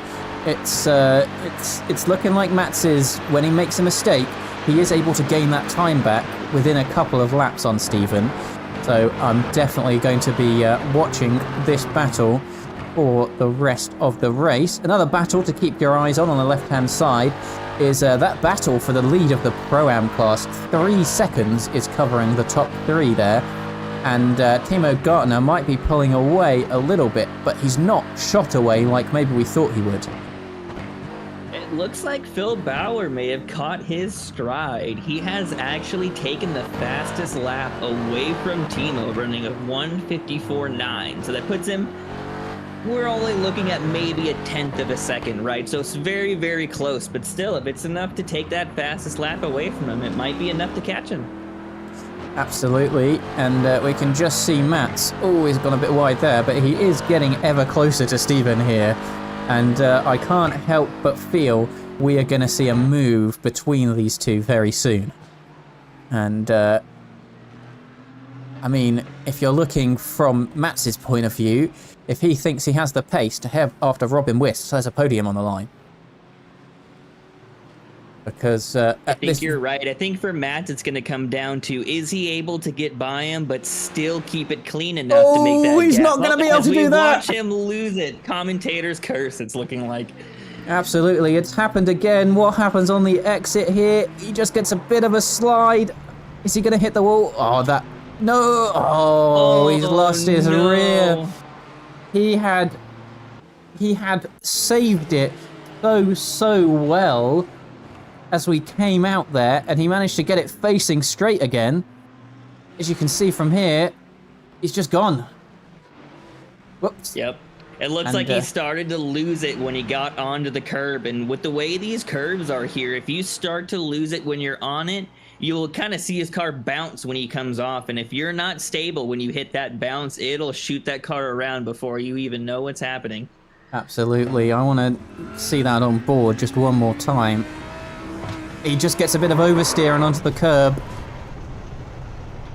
He should have just kept that wheel straight. I feel like he was turning to maybe try and get himself back on the track, but it didn't work for him. He just thought he had more space to his side where he could maybe turn, and just didn't think the wall was going to be that close. Indeed. So let's see here. Mats has given up on this particular round in P8, the first of the retirees from the Pro class. That's got to be very frustrating. Indeed, but we are watching here Michael Rhodes with the lead for AM is 0.2 of a second, with Richard right on his back bumper. It looks like Richard has put it up into another gear in this second stint as he ran a 1:54.8. So he actually has a faster lap than the Pro-Am fastest lap. He is moving out there. Wow, that is absolutely something. And it looks like he might be going for a move here as we head into the chicane. He's looking around the outside of Michael Rhodes, but thinks a little bit better off it. Probably wasn't going to end too well with 55 minutes left in this race. But it does for sure look like he's maybe getting a little bit frustrated being behind that Porsche. As we head down towards turn 1, is he going to make the move? That's right on board with him now. Is he going to take a little look out to the right-hand side? Mike defends it, and he's backing straight out of that one. Doesn't want any particular incident. And you're hitting this point in the race with 55 minutes left. You want to be getting a little bit more pushy, but you still have to realize 55 minutes is quite a long time. We've got, about 10 minutes over a standard IMSA race, and a lot can happen in that amount of time. So you're still in this risk management of how much do I want to take versus, how much am I willing to lose. Indeed, a staunch defender of position, I know Michael Rhodes. But he is in that thin little Porsche there, which is, not the widest car on track, but it does have the maneuverability and potentially enough to keep Richard behind for a couple more laps. But will he be able to stretch it for the rest of this race, or at least until those final rounds of pit stops. As Richard looks around the outside, is he going to sweep round? No, but he might cut to the inside here. It becomes the outside once again, and isn't going to be making a move around there. As you said, his average lap time is 2 seconds, a lap faster than Mike Rhodes, and I can't see Mike holding on to this for too much longer.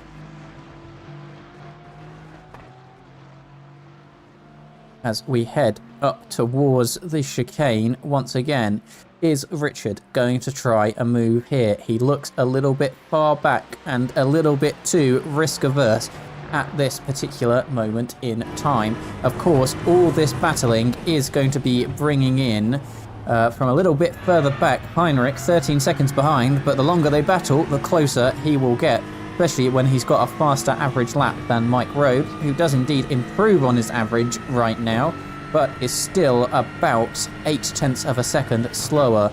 Is he going to try something here? No. Is he going to cut back? No. Mike just puts his Porsche right on the inside, and there is nowhere for Richard to go.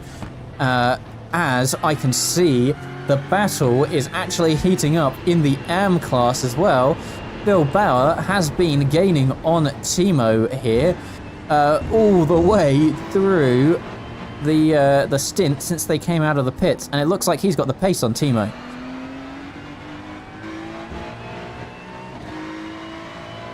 Heading down towards turn 1, looks maybe a little bit too far back to make a move on this particular occasion, but his average lap time, as you can see, is 0.4 of a lap faster. We said maybe Timo needs to make his way to the pro class for his absolutely storming qualifying lap, but we've got to say Phil, fresh into this round, has found some pace as well. Yeah, I'm thinking he might have been someone that I wasn't expecting to come out quite like he did, especially in qualifying. He was kind of middle of the pack, but once the green flag turned, it's looking like he focused up. Absolutely, he has found something in this car that he likes to bring him forwards at the Nürburgring, as I think we're going to cut off board as Richard Neves here is coming up the inside of Michael Rhodes and takes the... Oh, that sounded like there was contact there. Are they still together? But they're still both together, and now they're holding up the entire leader of this race. So this battle... Oh, that's a bump there. I'm not sure what the stewards are going to say about that. It looks like Mike Rhodes might have moved over as they go 3 wide onto the back straight. And the leader here is going to disrupt. Michael Rhodes really does not want to lose this position. This is going to get spicy coming into turn 1. Absolutely. He's flashing his lights. I think maybe he thinks that Richard is at fault for that particular instant. He looks up the inside, and they are side by side here. But Richard is going to take the lead of that AM class. Oh, he goes a little bit wide. I think it's going to be up to Richard now to kind of take a deep breath, calm down, and make sure that he can gain that time and not push too hard and end up losing what he's just gained. Absolutely. Let's have a look. They both stopped on very similar laps, so I think this battle might extend for quite a while here. No pit stop offset to really be spoken of between these two. And looks like Richard might be pulling that gap a little bit now, but we might well see that move in the steward's room a little bit later on, whether Mike feels like he was a bit aggrieved there, or whether Richard feels like Mike moved over on him. It's certainly been some hard battling in this AM class, and it's carrying all the way throughout the field, because the lead for Pro-Am is still just as close as when we left it, as Phil Bauer is right on the back in that Ferrari of the Porsche of Timo Gartner. Now, the Porsche kind of historically has not been a great car in a straight line. However, in recent updates, it has got a buff from iRacing, so I think that's really helping Timo here. You can see Felix Mexner has got himself a black flag. He hasn't been into the pit slate recently. I think that might be for incident limit. It looks like you're right going into the chicanes. He just took a little bit too much curve and got a spin out of there and touched the wall. So it's looking like he's going to get that one of our first drivers with the incident drive-throughs. Indeed, and he might be heading back towards P8 to fight for Costa, who had that incident earlier, but is still out on the track. And that's very important in the championship to be able to keep on those important championship points. As this battle it looks here. like P4 Andy Keene also had a little bit of an accident coming out of the corner. Same incident, took just a little bit too much curb and unsettled that BMW, and it put him into a little bit of a wall there. Well, we'll go and have a look at that as we've got a new leader for now in Phil Bauer, as Timo Gartner, we were talking about that fuel strategy earlier, has had to come into the pit a hell of a lot earlier. And how is that going to play out as this race continues? I think it'll be very interesting because we got about 47 minutes of the race left. So you know he's got to be taking pretty close to a full tank. So I'm wondering at this point, is he going to take some fresh tires, get that tank, and then maybe hope when everyone else makes that last splash, he'll be able to make that time back up. Indeed, Phil Bauer here has only done 11 laps on this stint. So he has another, what we were saying, 28 is a kind of a stint here. He's still got 10 to 11 laps, depending on how much fuel saving he was able to get done. Yeah, that is quite the advantage. And now, of course, he's in free air. He's not behind Timo. Timo has come out 5, 6 seconds behind James Bosworth. Actually, that's dropping off by quite a lot as he leaves the pit lane. 8 seconds behind James Bosworth. Of course, he might get involved in lapped traffic of other classes in there as well. It's, you know, it might make up the difference as we come to the end of this race. As I said, let's go and have a little bit of a look back now. In the Pro-Am class, we had Felix Mexner, who has had a black flag. He's been in to serve it, but what happened to him as we head into the chicane? On board. Oh, looks like he actually caught a bit of the grass and the gravel. Bonk. And that sent him into the wall, and that sent him with a 2x to get a black flag. Maybe the first we have seen in this race for the incident limit.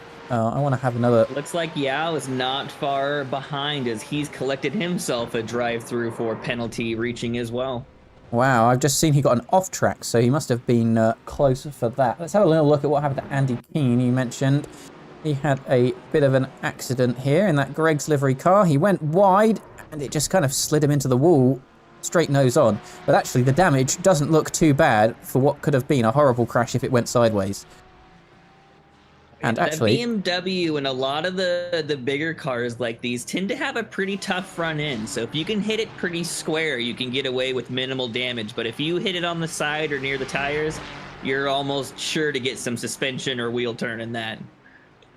Absolutely. It looks like, as we've been talking, Michael Rhodes has been able to get the lead of that AM class back from Richard Neves. Not exactly sure what happened there, but he's managed to get half a second on it as well, so it's not like it just happened. And maybe he's found a bit of pace and a bit of confidence in himself. As let's have a little look of everyone's race story here. Mike Rhodes. Oh, up the inside goes Richard, and oh, sorry, was that Richard up the inside? Yes, it was. There's two cars there. That makes it extra confusing. But it was the 966 of Richard, who is now racing alongside a car that is not involved in his class at all, but could help him out. It is the 54 car, and he actually doesn't manage to get past, and the 54 is off, and Richard's back into the lead. There's a spicy battle for the AM class. The last, probably, what has it been, 55 minutes of this race, the last 10 minutes has heated up quite a bit. These drivers are not wanting to sit where they are right now. Absolutely. As we can see, there are actually very few drivers in this race. Richard Neves is one of them, however, who have stayed in the position that they started in. It's G and Stewart in P4 and P8 in the Pro class, and then Neves, who's currently in the lead, but maybe not for long in the AM class, who have stayed in their positions. Everyone else has had some sort of change. I'm sure that David at the front there is going to be enjoying that he's been up one. Harrison less so with down one. Biggest gainer of this race has been Phil Bauer, Sorry, Ian Kennigan, my apologies, who's just come into the pit lane, up 5 in his class. It is very interesting to see the pace and speed of these drivers increase over this race. It's almost like they got out on this second stint and it's like they had a second wind and just started pushing the pedal down like they weren't in the first one. Indeed, it's also interesting to see that the track temperature has come up to 37 degrees. Maybe some cars or some setups that and some drivers, of course, who are favouring these hotter temperatures as well. As you can see, the sun beating down on the racetrack. There was a chance of rain between qualifying and the race, but it did not materialise. So we've been running dry so far. Wonder if that will continue as we head into the next round in Silverstone in 2 weeks' time. Notoriously known for its unpredictable weather, shall we say. As the pit stops are occurring, it's allowed a few drivers to fan out. And Michael Rhodes here has lost off the back at the end, Richard. He's lost the slipstream, being a 1.5 seconds back.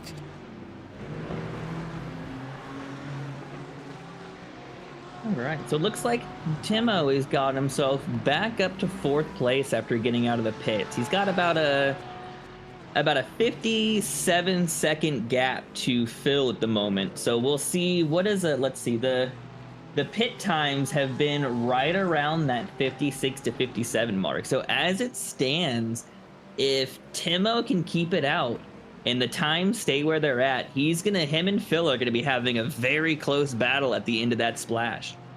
Well, I wonder how this is going to progress, because of course, Phil Barr in P1 right now, he's going to be on much less fuel right now, and probably, you know, until we get to the dying 10 to 20 minutes of this race, which might help his pace and help him stay in front. I think you're right. It's gonna be a really interesting one. I'm gonna keep my eye on that, but these racers are putting it all out on the track right now. As we can see, 2 black flags on the standings there. Heinrich and Garcia both have black flags. Not a big concern for Garcia. However, Heinrich in P3 might actually be dropping back a lot closer to Andy Keane after he served that drive-through penalty. Very different we're seeing here to Daytona, where I think maybe only 1 car ended up with a drive-through penalty. Here we've seen 3, 4, 5. I think we're on, these 2 will be the 4th incident drive-throughs, and I think it lends itself to just how tedious and difficult this track can be, right? Daytona can be difficult on the infield, but for the most part, it's very flat until you reach the oval. There's not a lot to contend with. You get onto this track and you've got the camber changes every corner. We've got elevation going up and down, along with that 70% humidity and not really being able to push the car the way that you'd want to. I think it makes a big difference on this track, and it's going to prove itself to be a lot more difficult to get that 0x. I will be incredibly surprised if we're giving out those points today. Absolutely. Of course, there is also a point available for fastest lap in class. I think in the Pro-Am class, that's going to be hotly contested between Phil Bauer and Timo Gartner as well. As we see, Ian Kennigan's got a slowdown, not a drive-through. That will cost him less time, but he has been into the pits a second time, I believe. Yes, he has. And is currently 3rd of those who have been into the pit lane for their final stops, we do believe. And looks like everything's kind of fanning out a little bit. Michael Rhodes really has dropped time here on Richard Neves. 2.5 seconds back. He will be hoping he can do something with his strategy to get that time back. And no particularly close battles I can see on track at the moment. Good spacing between all of the cars. Have a little look at the overall standings there. We've got 11 cars on the lead lap. Ian Kennigan, the first car to be lapped, but he has indeed been into the pit lane. And I don't want to say it because it might end in disaster, but it looks like David in P1 is having a lovely drive out on this Sunday.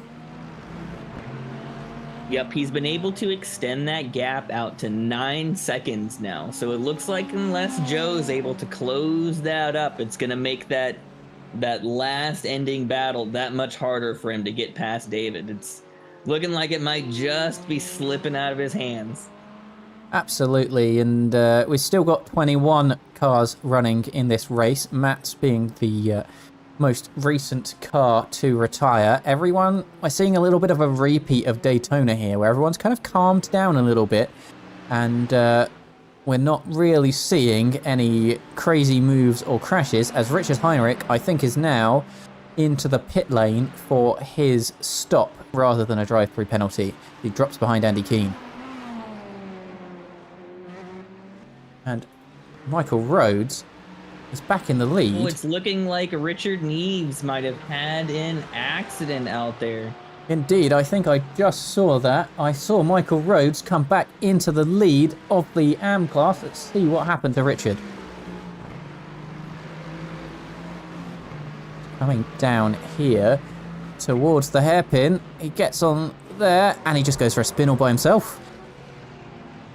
And actually, yep, lucky for him, he didn't turn it backwards, nothing to straighten out. He was able to kind of hit the gas and get going again, but definitely not what he wanted this close to the end.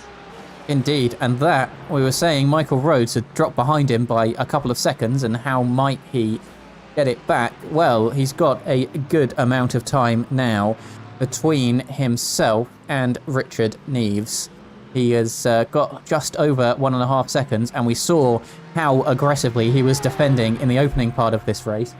He might well be defending very aggressively in the back half of this race from the same driver, as he lets through there Stephen Norrie, who is currently in P4 in the Pro class, and lapping him, and is looking like he's just over 4 seconds behind P3 in Robin Wiss.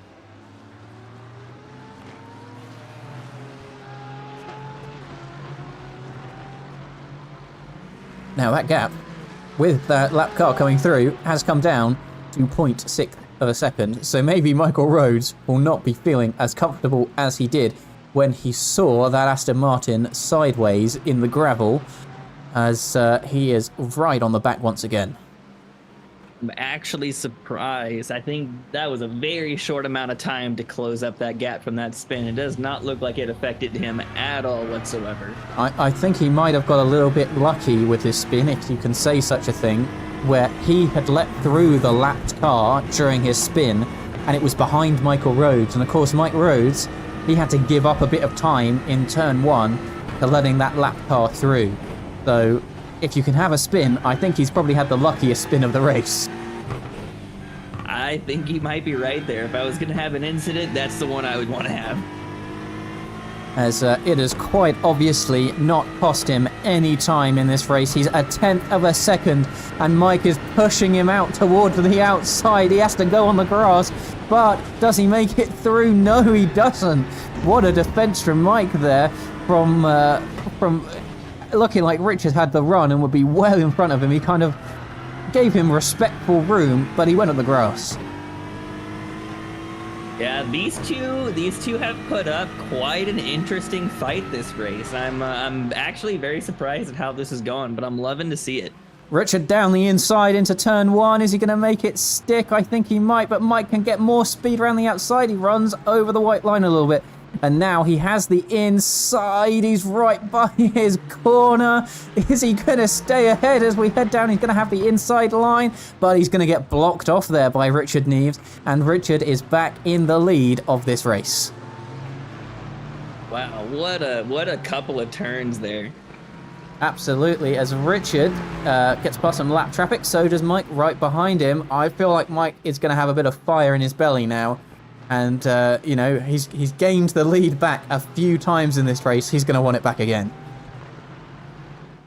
And seeing the speed that Richard has, if he can keep it on the track and keep all fours facing forward, I think he's got a chance of winning. But where he gets into trouble, I believe, is just he's run himself into quite a few incidents. I think pushing that car just a little bit too hard.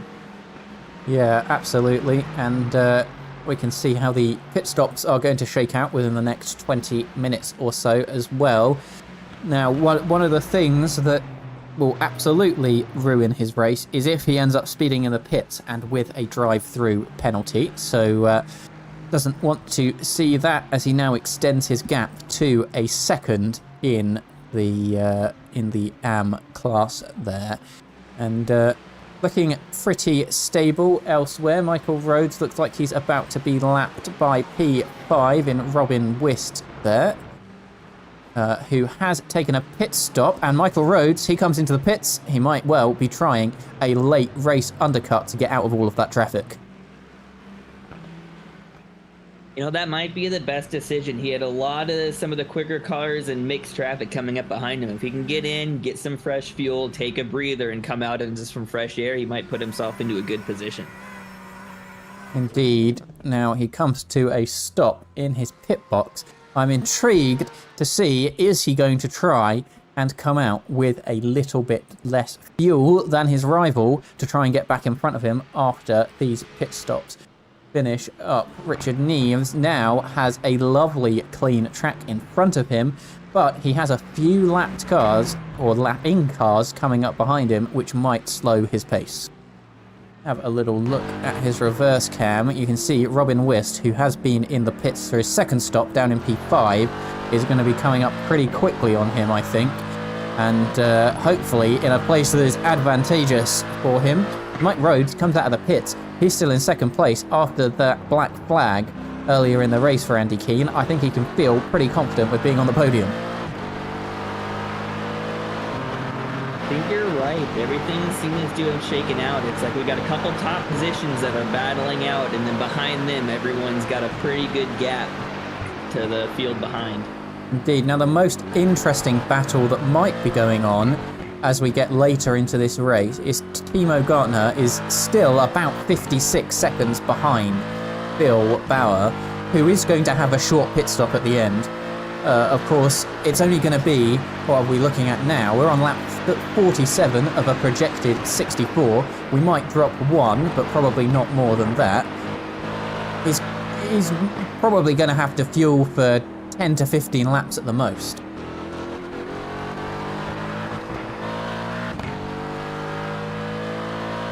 Yeah, it'll be very interesting. The P7 and P8, when they came in for their pits, it was a 22-second stop. So I'm thinking Phil's going to come in. He's going to be in there for probably about 22, maybe 26 I hate to interrupt seconds. you. Richard Neves has got a black flag. Oh, no. That has really ruined his chance of winning this race. He's just popped up on our screen with a black flag. Oh, and he goes for a half spin almost with it. That is disaster for Richard Neves, who looked like he had a clean run to the finish, faster than Michael Rhodes. He's going to have to find another 20 to 30 seconds to catch back up now. And that's where those incidents can get you. Just because you're the fastest doesn't mean you're immediately going to go out for the win. A lot of it comes down to just keeping it on the track and running those consistent laps. Absolutely, and now Michael Rhodes will be holding his wheel very tightly indeed to not get another 1x to put him closer to that black flag, and that has really changed the face of this race, I think. I think you're right. I think at this point, as long as Michael can keep it on the track and keep it clean for the remainder of this 29 minutes, it's looking like he might have the podium for it. Absolutely. Sorry to interrupt you there, as Ian Kennigan, who got a 0x last time out in the race, has also got a black flag on this lap. Everybody reaching like the all end. the drivers are having a difficult time keeping it in the lines today. And now he might drop back to where Felix Mexner is and be fighting to keep that P6, which maybe looked a bit stable in this race. You know, thinking about it now, that's going to open up a lot as we get to this last 20 minutes and, you know, you start to think about racing a little harder, making a little more moves. You got to be wondering about those incident limits at this point, right? For those who don't have a black flag, how close are they? How much room do they have and how much can they give before they also get stuck in that same position? I've also just seen here, Bill Bauer has dropped off of the lead of the Pro-Am class. Has he been into the pits? Yes, he has. He's done 2 stops. if I'm not mistaken, he has 7 seconds in front of Timo Gartner because of that pit stop strategy and being able to pit with so much less fuel later in the race. Yeah, it is looking like you're correct. So, if Timo wants to win this race, he has 7 seconds in the final half an hour to catch up here, and that is going to be a tall order, I think. Yeah, it'll be very interesting, especially with the times that Phil's been able to put down. It's not going to be as easy as I thought it was going to be for Timo this round. Absolutely. I saw him qualifying in the, in the pro field, and I thought, well, that's another easy victory for him. But indeed, that early damage really has disrupted his race, as I'm seeing a yellow flag in Sector 2. I think it might be Mikey Stewart who's had an incident.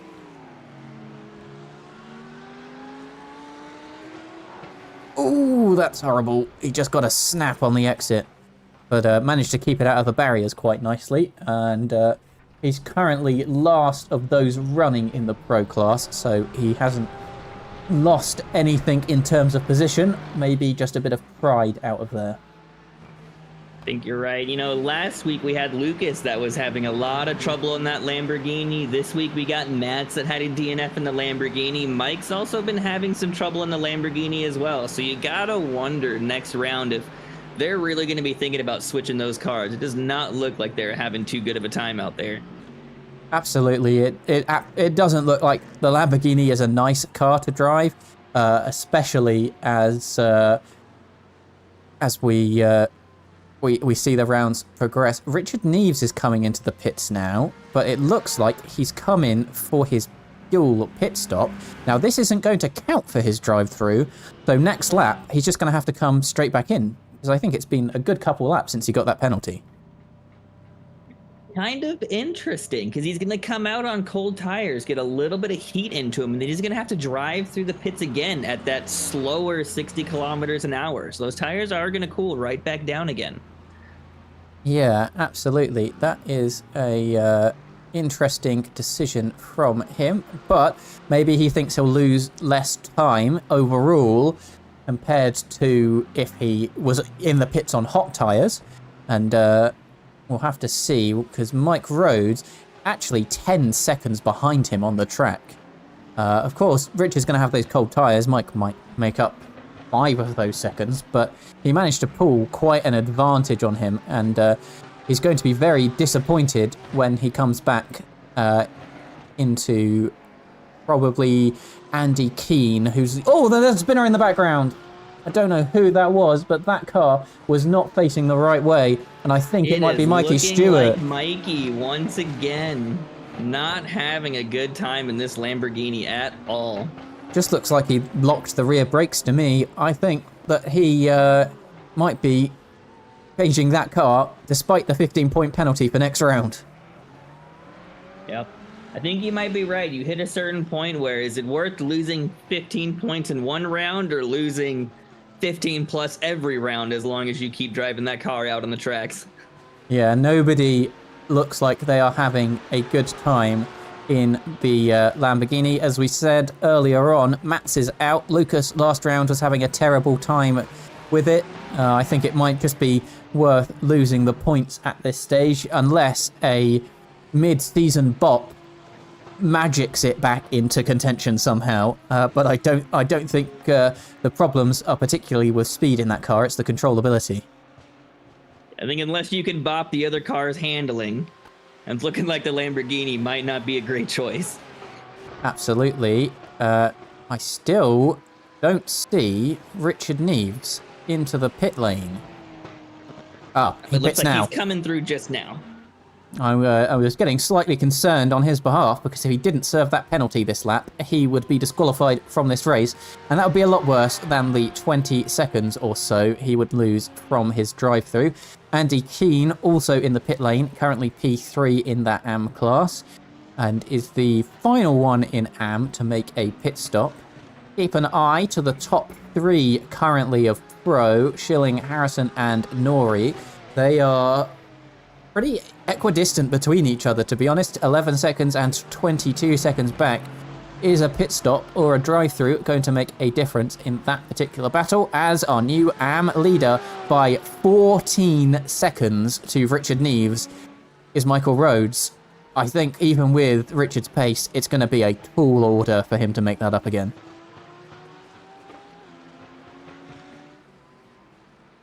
I think you are correct.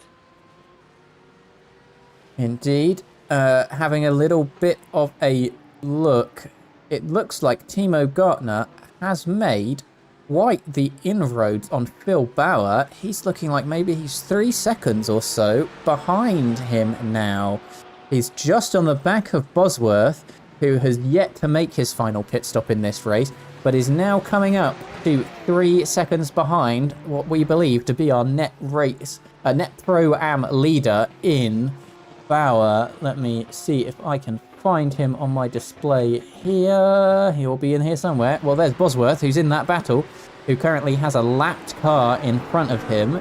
That would be the Lamborghini of Stewart, is it? No, I can't quite see who it is as they go through the picture. Yeah, that does there. look like Mikey that's in front of him right now in that Lamborghini. Indeed, it's not a good telling of the Lamborghini. Indeed, it is the number 7 car. Not a good telling when he's about to be lapped by a Pro-Am driver in that car. But you can see right on the back is Timo, who will be going after Bauer if they can both get back past Mikey, who might have some pace in that Lamborghini when it's facing the right direction. I think that's the key. Absolutely. As we see, that Porsche of Timo, I think with 20 minutes to go, I would be getting quite the itch to be getting past Bosworth here. He's not in, he's not in Timo's race. He's just in the way at this point, because he is yet to have his final pit stop. So he's not going to be on the podium, and Timo here very much wants to win, as maybe he is fighting it a bit hard. I was going to say, I don't think he's fighting. Maybe Ian has slipped him £5 there to keep him behind. Because Bauer will absolutely want as much gap as possible as we are counting down the clock to the final 20 minutes of this race. I'm wondering with how these incidents are going, how much of these drivers, if we're going to see the last 20 minutes like that first 20 minutes at the top of the hour, see how risky these guys are going to get. Absolutely. And I mean, I'm sure that Timo has picked up a few incident points. Of course, he was missing the front nose of his Porsche at the beginning of this race. So you can imagine he's either got a 4X or a 2X out of that. Everybody looks like they're struggling to keep it in the track limits here. Maybe he's thinking behind Jensen here, well, this is safe if I just, have 80% pace and wait for him to pit, rather than make a move that could give me another 4X, another 2X that might result in a drive-through. I think you're right. We know he's going to pit, and the gap between him and Phil is not that great. And we know Timo's quick, so it could be that situation where he waits for him to pit and then, really puts the gas on and closes that gap to Phil. Indeed. Garrett now, who was leading the Pro-Am class, is into the pit. Have a little look. Bosworth here. Looks like he might actually have another 4 laps of fuel left. Gotta say it, I wouldn't be wanting to stick behind him for 4 laps. Yep, I think there's definitely going to be that, man. At the last 20 minutes left, if he's really starting to hold him up and that gap is not getting any smaller, it might be worth just, taking the risk, making the move, and seeing what happens. Oh, he gets a little bit close to his rear end there. I think he is trying to keep as much pace as possible without risking an incident. That looks like the strategy that he's going for right now. And he can see just in front there who he's challenging for the win of this race, with Mikey Stewart right in front. But is there going to be a move here? This is going to be a risky place to send it if he does, and I think actually Bosworth has backed off and let him through, not wanting to risk his own incident count and his own race, who, looking maybe 40 seconds back, might be with Garrett and Ian Kennigan back down in P6 and 7 or so. As, actually, Mikey Stewart, as you can see, has made his way back through on Bauer, and that is not going to help.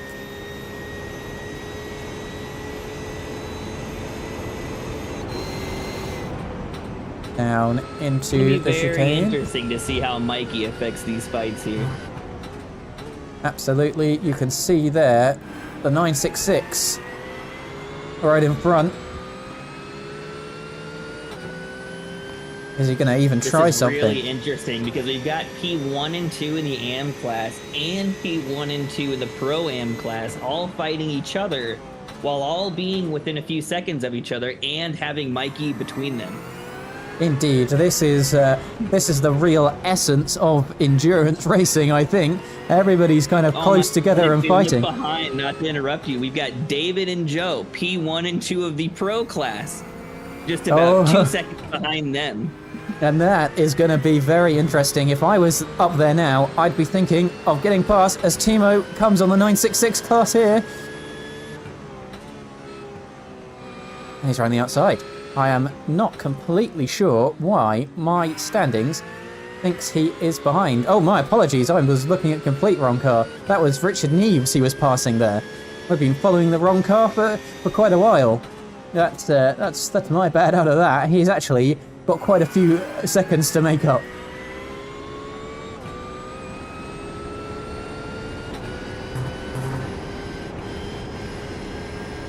So we check back there. Indeed, my overlay is correct, and I am the one who is wrong. Still a 3-second gap and a car to get past for Timo Gartner to take the win of this race, with under 10 laps to go now, projected to be a 63-lap race. Now, if you're Timo here, you know Mikey's been for a few spins. How do you approach overtaking him? Well, it looks like Mikey's got a black flag. I think he's hit that incident penalty. So if Timo can be smart about this, Mikey, just like what's happened, Mikey's going to get out of the way, he's going to take his penalty, and Timo's going to drive right by. Absolutely. Well said indeed. That makes it very easy indeed to get past. No need to worry about any spins or incidents happening there. Takes a little bit of the strategy out of it for sure. Absolutely. Well, this is going to be the battle to watch for the end of the race, I think. 3 seconds between the Pro-Am leader and Timo Gartner, who is the Pro-Am Championship leader. And you can see in front that there's not just one car to contend with. There are multiple cars out there in front who need to either get out the way or accelerate if you are Phil Bauer in that car. Gap coming down now, close to 3 seconds with 15 minutes left in this race. And it doesn't look like we can quite decide whether it's going to be 64 or 63 laps to the end. And that might make quite the difference as we come to the end of this race. Have a look at the lap times. David has taken his last splash of the race. Out now, Joe is on his 26th lap. So he did 28 in his last stint. So it'll be interesting to see if he's going to pull another 28 lap stint and just do that quick splash, or if he comes in on that 27th lap. Indeed. Now it looks like the traffic that Gartner has been in has actually cost him some time to Phil Bauer, but if you look at his lap times before that traffic, 1.5, half and 1 second faster, with what looks like now is going to be 8 laps to go. I'm going to put my money on Timo for here. What do you think, Zach? I saw Timo last week and he was lightning on the pedals. He has pulled and fought back the fastest lap. So he is once again the fastest lap holder for Pro-Am by just a 1/10 of a second. So I think you're in the right call. I think if I have money in my pocket, I'm going to put it on Timo. Let's see. Actually, he seems to be 4/100ths of a second slower on that particular lap. So hasn't made the gain he maybe needs to for the rest of this race. But we know he's got that pace. But maybe Phil has woken up and gone, oh no, it is Timo behind me. I need to put my foot down. We'll see how he deals with this type of pressure. Absolutely, his first round in this championship, and I think that he is at least on for a podium here, as Timo is he's clearing up his screen, and now there is a lapped car, I believe, in front.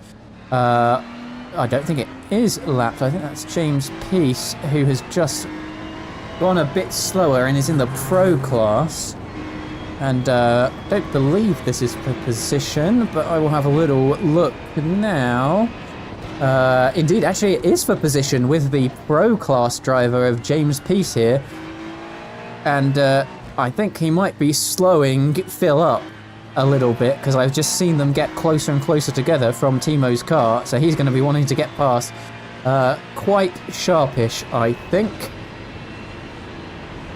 I think it's gonna, if Timo can close this gap, it's definitely gonna be an interesting race, because you got Phil, who's on 8-lap-old tires, so he's still feeling pretty fresh. And then you got Timo, he's on lap 18 with those tires, so he's got an extra 10 laps aware that he's also gonna have to contend with. Absolutely. Is Phil going to try a dive here to try and just get a car between him? I can see a car coming out of the pits in the foreground, so maybe that is going to dissuade him from any sort of move. But indeed, this is for position in this race overall. Of course, Phil has no points to gain by making that pass. However, he does have a block to Timo further back to gain, and it looks like there is now a Porsche in between them. Just to help out Phil a little bit more. But it is not stopping Timo from closing the gap, as Joe Harrison does come into the pits with 11 minutes to go.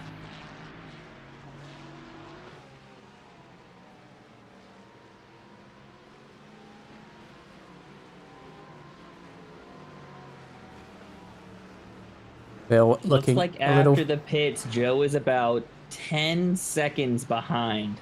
So we'll see if he's going to be able to close that up. We know how fast David was, and I think Joe is really counting on that fuel undercut. So I'm not really sure if he's going to be able to make up that time by the end of this race. I think it will be a struggle as we approach 10 minutes to go. And it's looking like maybe 5 laps or so. It'd have to be 2 seconds a lap. I'm assuming that he didn't take any tyres, so he doesn't have the tyre warm-up to worry about, but they will be old tyres if he hasn't, or cold tyres if he has, and I think that's going to be an impossible challenge for him. It looks like he only spent about 11 seconds in the pit box, so definitely did not take any tyres with that one. Indeed, and we can see the gap and how it has shrunk down. Timo Gartner 2.6 seconds behind the lead of the Pro-Am class. He is going to be overjoyed with the fact that Phil Barr is still being held up here by the car 57 there, and I really do think that that he is charging. I think if I'm Phil about now, I might be getting a little irritated with this car and wanting him to get out of my way. Yeah, absolutely. I don't disagree with you there. As now we can see the gap is under 2 seconds in the Pro-Am class. And Garcia, who's pretty far at the back, in fact, he is the last running car, has got himself another black flag. That might have been from the entry to the pit lane, might have been from incident points, not completely sure. And it's wow. looking like it might have been a stop and go, because he is sitting in those pits for a while. So I'm going to go ahead and guess that he had either an unsafe entry or speeding, and that's caused him to get at least a 20-second stop in that pit box. You can just see the gap here for P1 of the Pro-Am class. You can see that brightly coloured yellow Porsche getting closer, closer and closer, with 8 minutes left on the clock as they come to the line. And I mean, I can see it every corner. He's getting closer. Yep, you gotta wonder at this point, is Phil gonna start taking a little more risk to get by James and try to put a car between them, or he's gonna have to make that decision here pretty quick. Timo is not waiting around. Indeed, and you can see, there we go, there's a move into turn 1, and it slowed both of them up massively.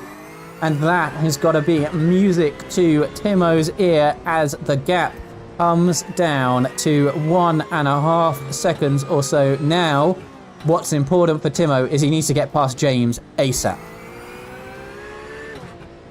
The interesting there is Timo ran a 1:54.7, which would have been the fastest lap, or is the fastest lap, other than the fact that it looks like he might have collected an off track. Well, he's gaining quite a lot here. And yeah, I think that lap was invalid because he had an off track. And Felix Mexner now gets a black flag. I believe that might be his second of the race. If I'm not mistaken. That might drop him behind Costa for P7 and 8 in that class. You can see actually some grey clouds heading their way towards the circuit. No chance of rain in this final 7 minutes, but they might get a little bit wet on the podium. Might be cooling down the track temperatures a little bit. And let's see how it affects the end of this race.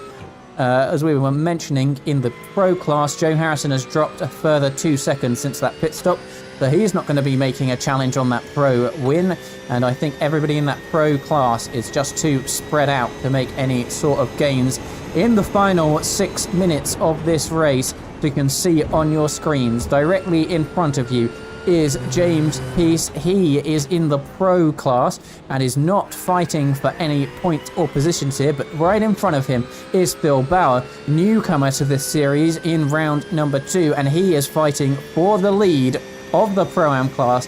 And the challenger, who had some damage at the beginning of this race and has gained all the way back up over the pit stops, is Timo Gartner, who needs to get past James with pace now as we head into the final 4 laps of this race. Gap staying at about 1.2 seconds or so. He absolutely has to get past James now, surely. Phil Bauer running his fastest lap of the race at a 1:54.9. Timo close behind with a 1:54.8. These guys are not holding anything back right now. No, and it looks like James is going down the inside of Phil Bauer, pushing him out, and now Timo is right on the back. Oh, he's made a tap! He's made a tap on James Pearce, but he has made it past.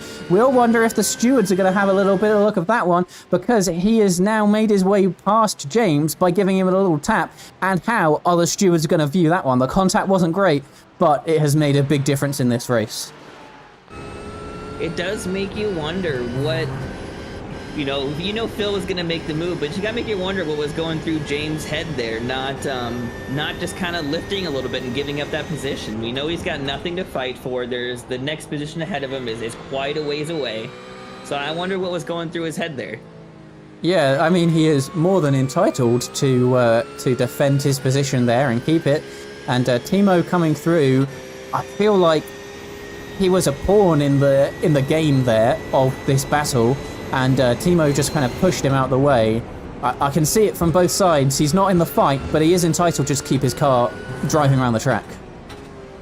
100%. I think Timo made a good move there when he saw that opening to put his car there and say, you know what, I'm going to go ahead and follow this right through. Indeed. We'll see if there are any repercussions for that contact. But it has made the end of this race with an estimated 3 laps to go and a definite 4 minutes to go. He's right on the back of him, 0.3 of a second. I don't think we're going to see a better fight at the end of this race, as Costa now has a black flag. So P7 and 8, they're going to stay at the same positions in this class. Everybody else looks like they're going to hold stations, and it's all on Phil and Timo for the end of this race. 2 hours of the Nürburgring comes down to the final 3 minutes for the Pro-Am leader. He makes a little look. He thought maybe he could get down that gap again, but it's not going to happen. A little bit of understeer there, and Phil extends the gap to half a second. But I can see in the windscreen there, it looks like we got 2 cars passing through. I think that's the Pro-Am leader of Mike Rhodes getting past somebody there, not exactly sure who. But is that going to make a difference? Is it going to be another hold-up of one car or another? It definitely could. That's the P6, so last of the field with Virgilio Garcia. So if he definitely wants to keep up this fight here, he can cause some sort of intrusion in what these two are doing. Absolutely, he can, and I think that the desperation will be setting in a little bit for Timo here, because he is quick, but he's got not only Phil to navigate, but probably the 2 cars in front if he wants the victory of this race, and he is going to have to send something if he's going to want to get past. He is right on the back of Phil here, who looks like he is being held up by that P6 of the AM class. No! Oh, and a spin for Phil! It. And he gets a black flag to go with it. That is the end of Phil Bauer's race, and I think he might have hit the wall and towed to the pit lane in frustration as Timo Gartner takes the lead. And yeah, indeed, it looks like he just tried to accelerate out of that corner to get that space around Virgilio there, and just put a little bit too much sauce on it. Phil Bauer goes into the pit lane. Let's watch that incident back from the helicopter cam. He's right behind here, maybe getting a little bit of the dirty air. He cuts in very close. Oh no, he just misses. I think he just got a bit caught out by the dirty air there, I think. Yep, I think so. He was a little bit on the inside, and you can tell with that, you leave just that little corner of the car hanging out from behind that car in front, and it will absolutely grab that wheel and try to take you with it. Indeed, I want to see that on board. What his wheel move? Yeah, he just gets a bit of oversteer, and that's it. He's in the wall.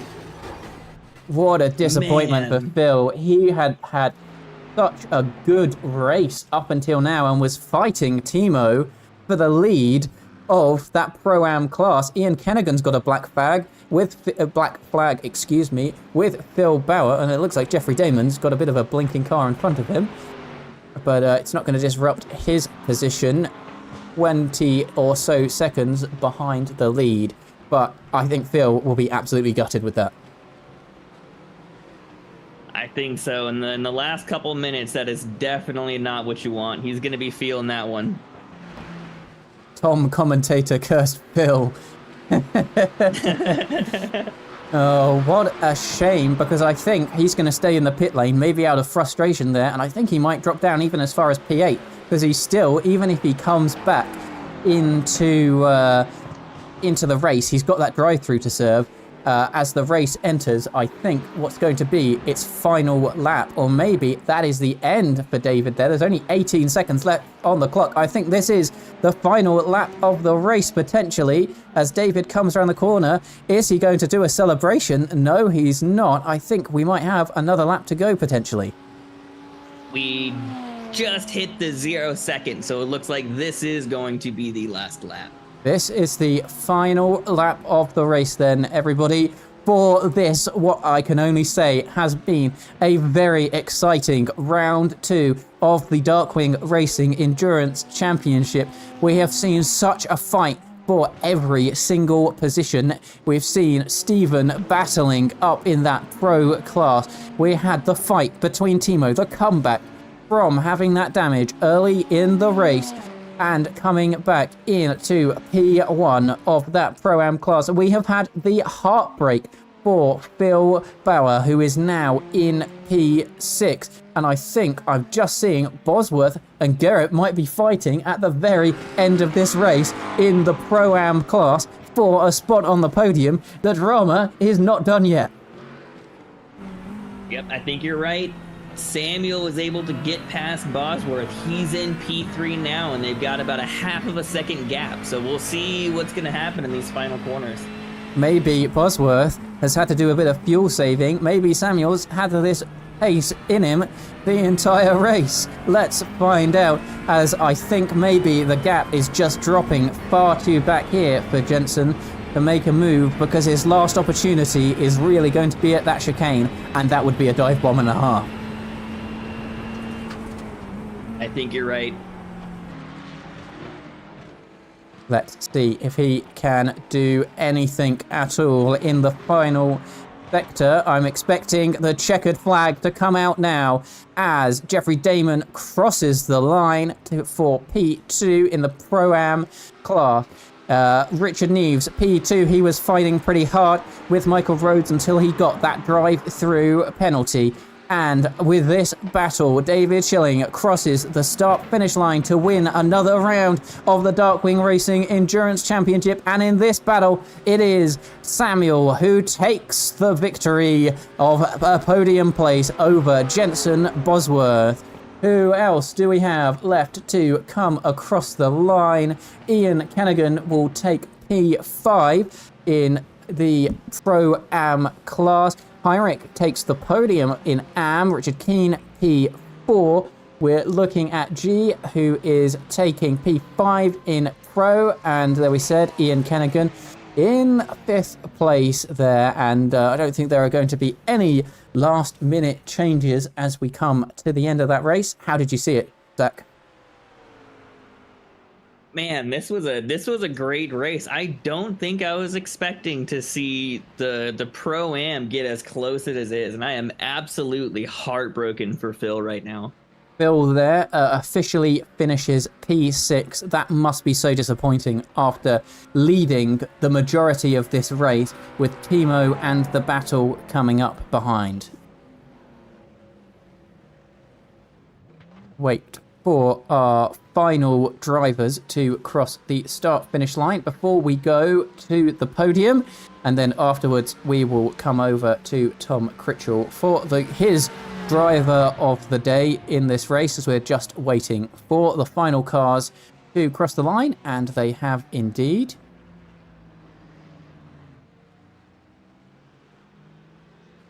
And a few taking extra laps there.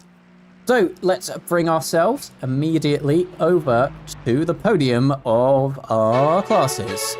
In Pro, it is David Schilling who takes P1 in that Chevrolet, followed by Joe Harrison, who is in that Ford Mustang. And then we're going to be looking at Robin Wist in P3 in the Mercedes.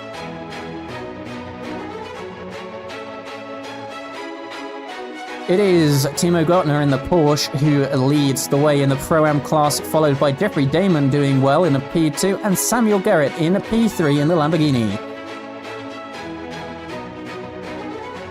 And then in the Am class, it's another victory for Michael Rhodes. After P2, Richard Neves got that black flag late in the race, and Stefan Heinrichs makes up P3.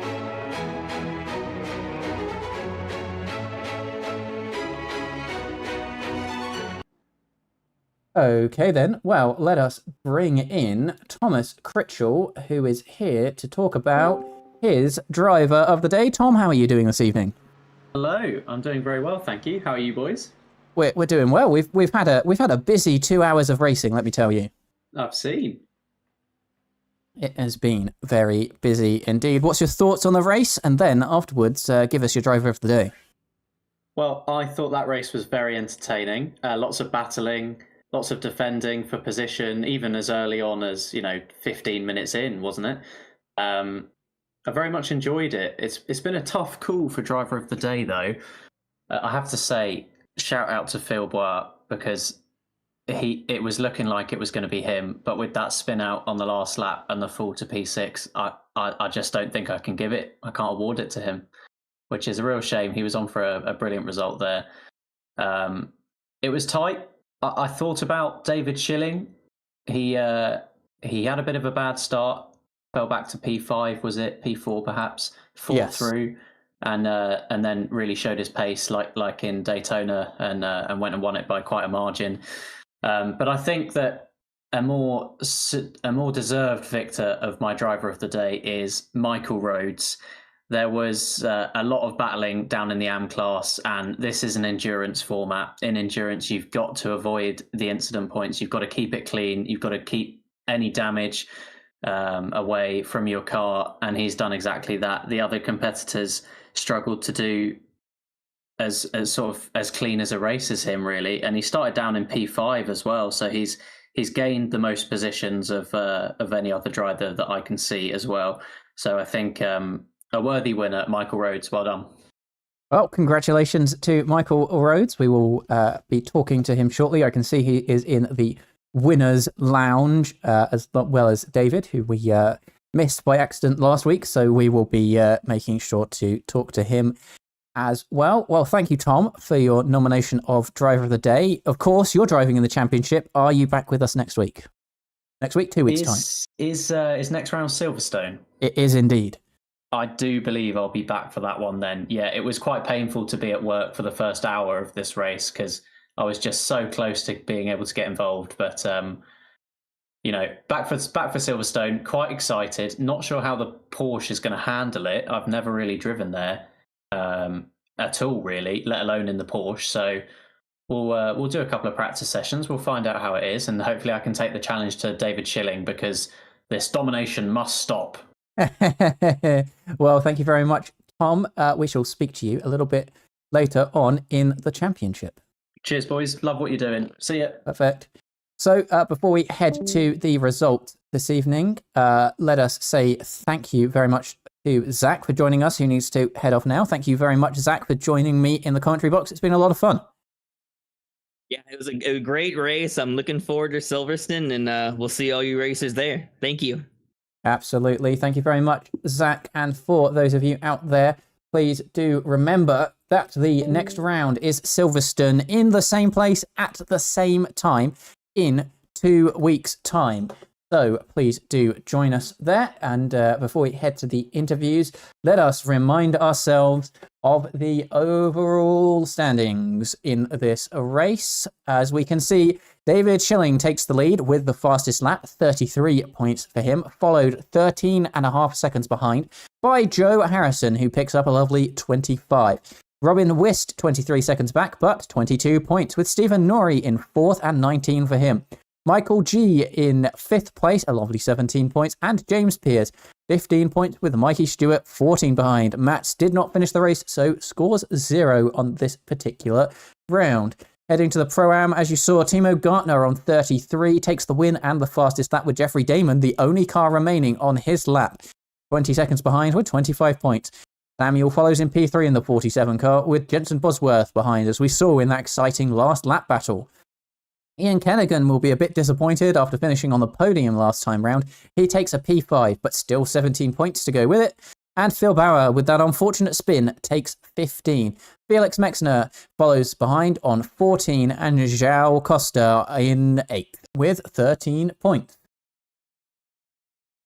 Heading on to the AM standings, a bit of a smaller class. It's a second victory for Michael Rhodes this time round, who takes the full 32 points, but not a fastest lap. That goes to Richard Neves, who gets 26. Stefan Heinrich ended up a lap behind, with Andy Keane behind him, JT Sawyer and Garcia 3 laps down. James Vernon did not finish the race, so will not score any points at all. We will be following up with the championship standings next time out, once they have been updated and we have been through the stewards room. Now let us have a little look to see who can be interviewed today. I think David in that wonderful looking Corvette will be first up. David, hello. How are you doing this evening, sir? I'm doing very well. Thank you. That looked like a bit of a breezy drive after you managed to make it up those 5 places from the start. Did you feel any stress in there? Towards the end, yeah, because while trying to get past the Great Wall of Stephen and and Robin and Joe, I picked up a couple of incident points, and at the end I finished with 1 incident point of penalty. So now that would have that given wouldn't have been optimal. So that yeah. would that would have given Joe Harrison the win. I think he finished about Yes. 15 seconds or so behind you. It looked pretty difficult out there. In Daytona, we had 3-4 drivers finish with 0x at all. Looked a bit more difficult out there today. Was it spins and incidents to avoid, or just off tracks? I think it had something to do with the track temperature. Right. So right. in the practice session, the track temp was around 25 degrees Celsius. It went up to just under 28 degrees, and throughout the race, it was an average of 35, I think. So it was a bit more slippery, similar speeds, I could say, but it was more difficult to keep the car on track, that's for sure. Right, and tell me what happened a little bit. You were, I think, qualified P2 and managed to slip down to P5 in your class at the beginning. What happened there? First of all, during qualifying, I made a mistake in the first sector, and I think that cost me pole, but that's just racing.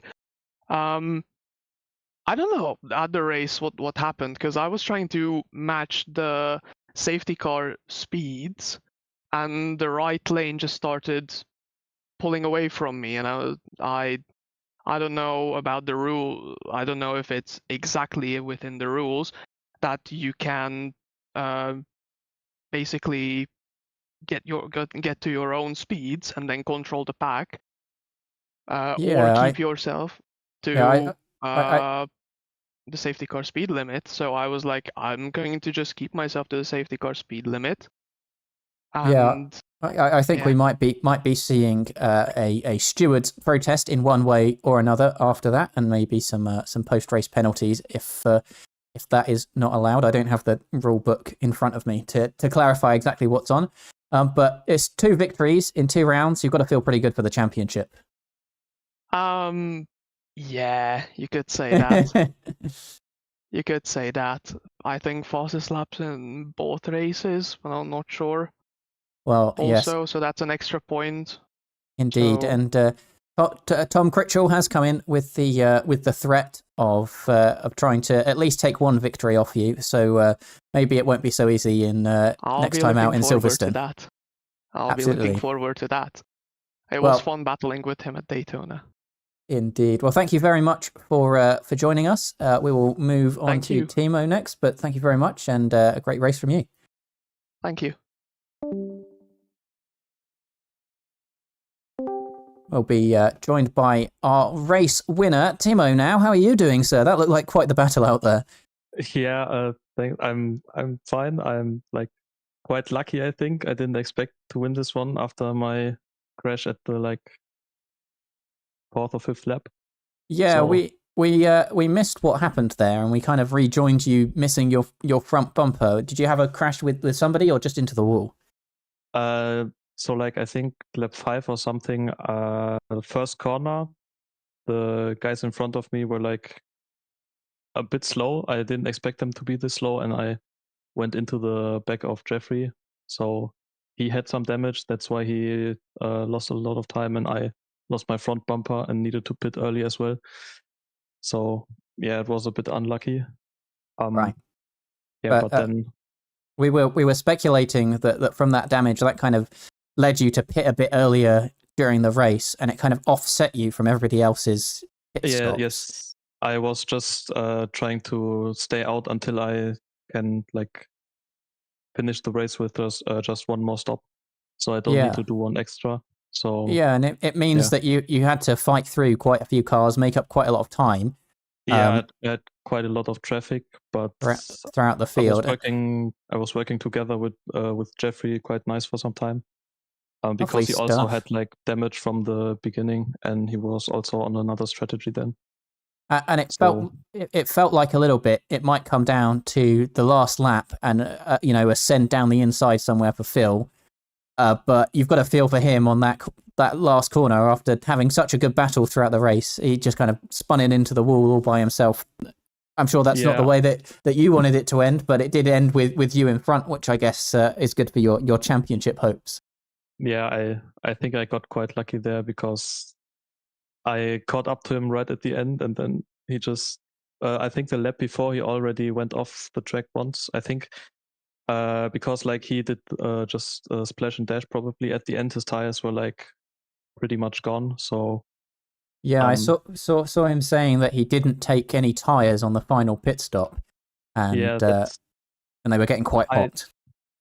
Because I did the short stop earlier, I didn't take tires on my first pit stop, so I had fresh tires for my last one, and then I could catch up to him.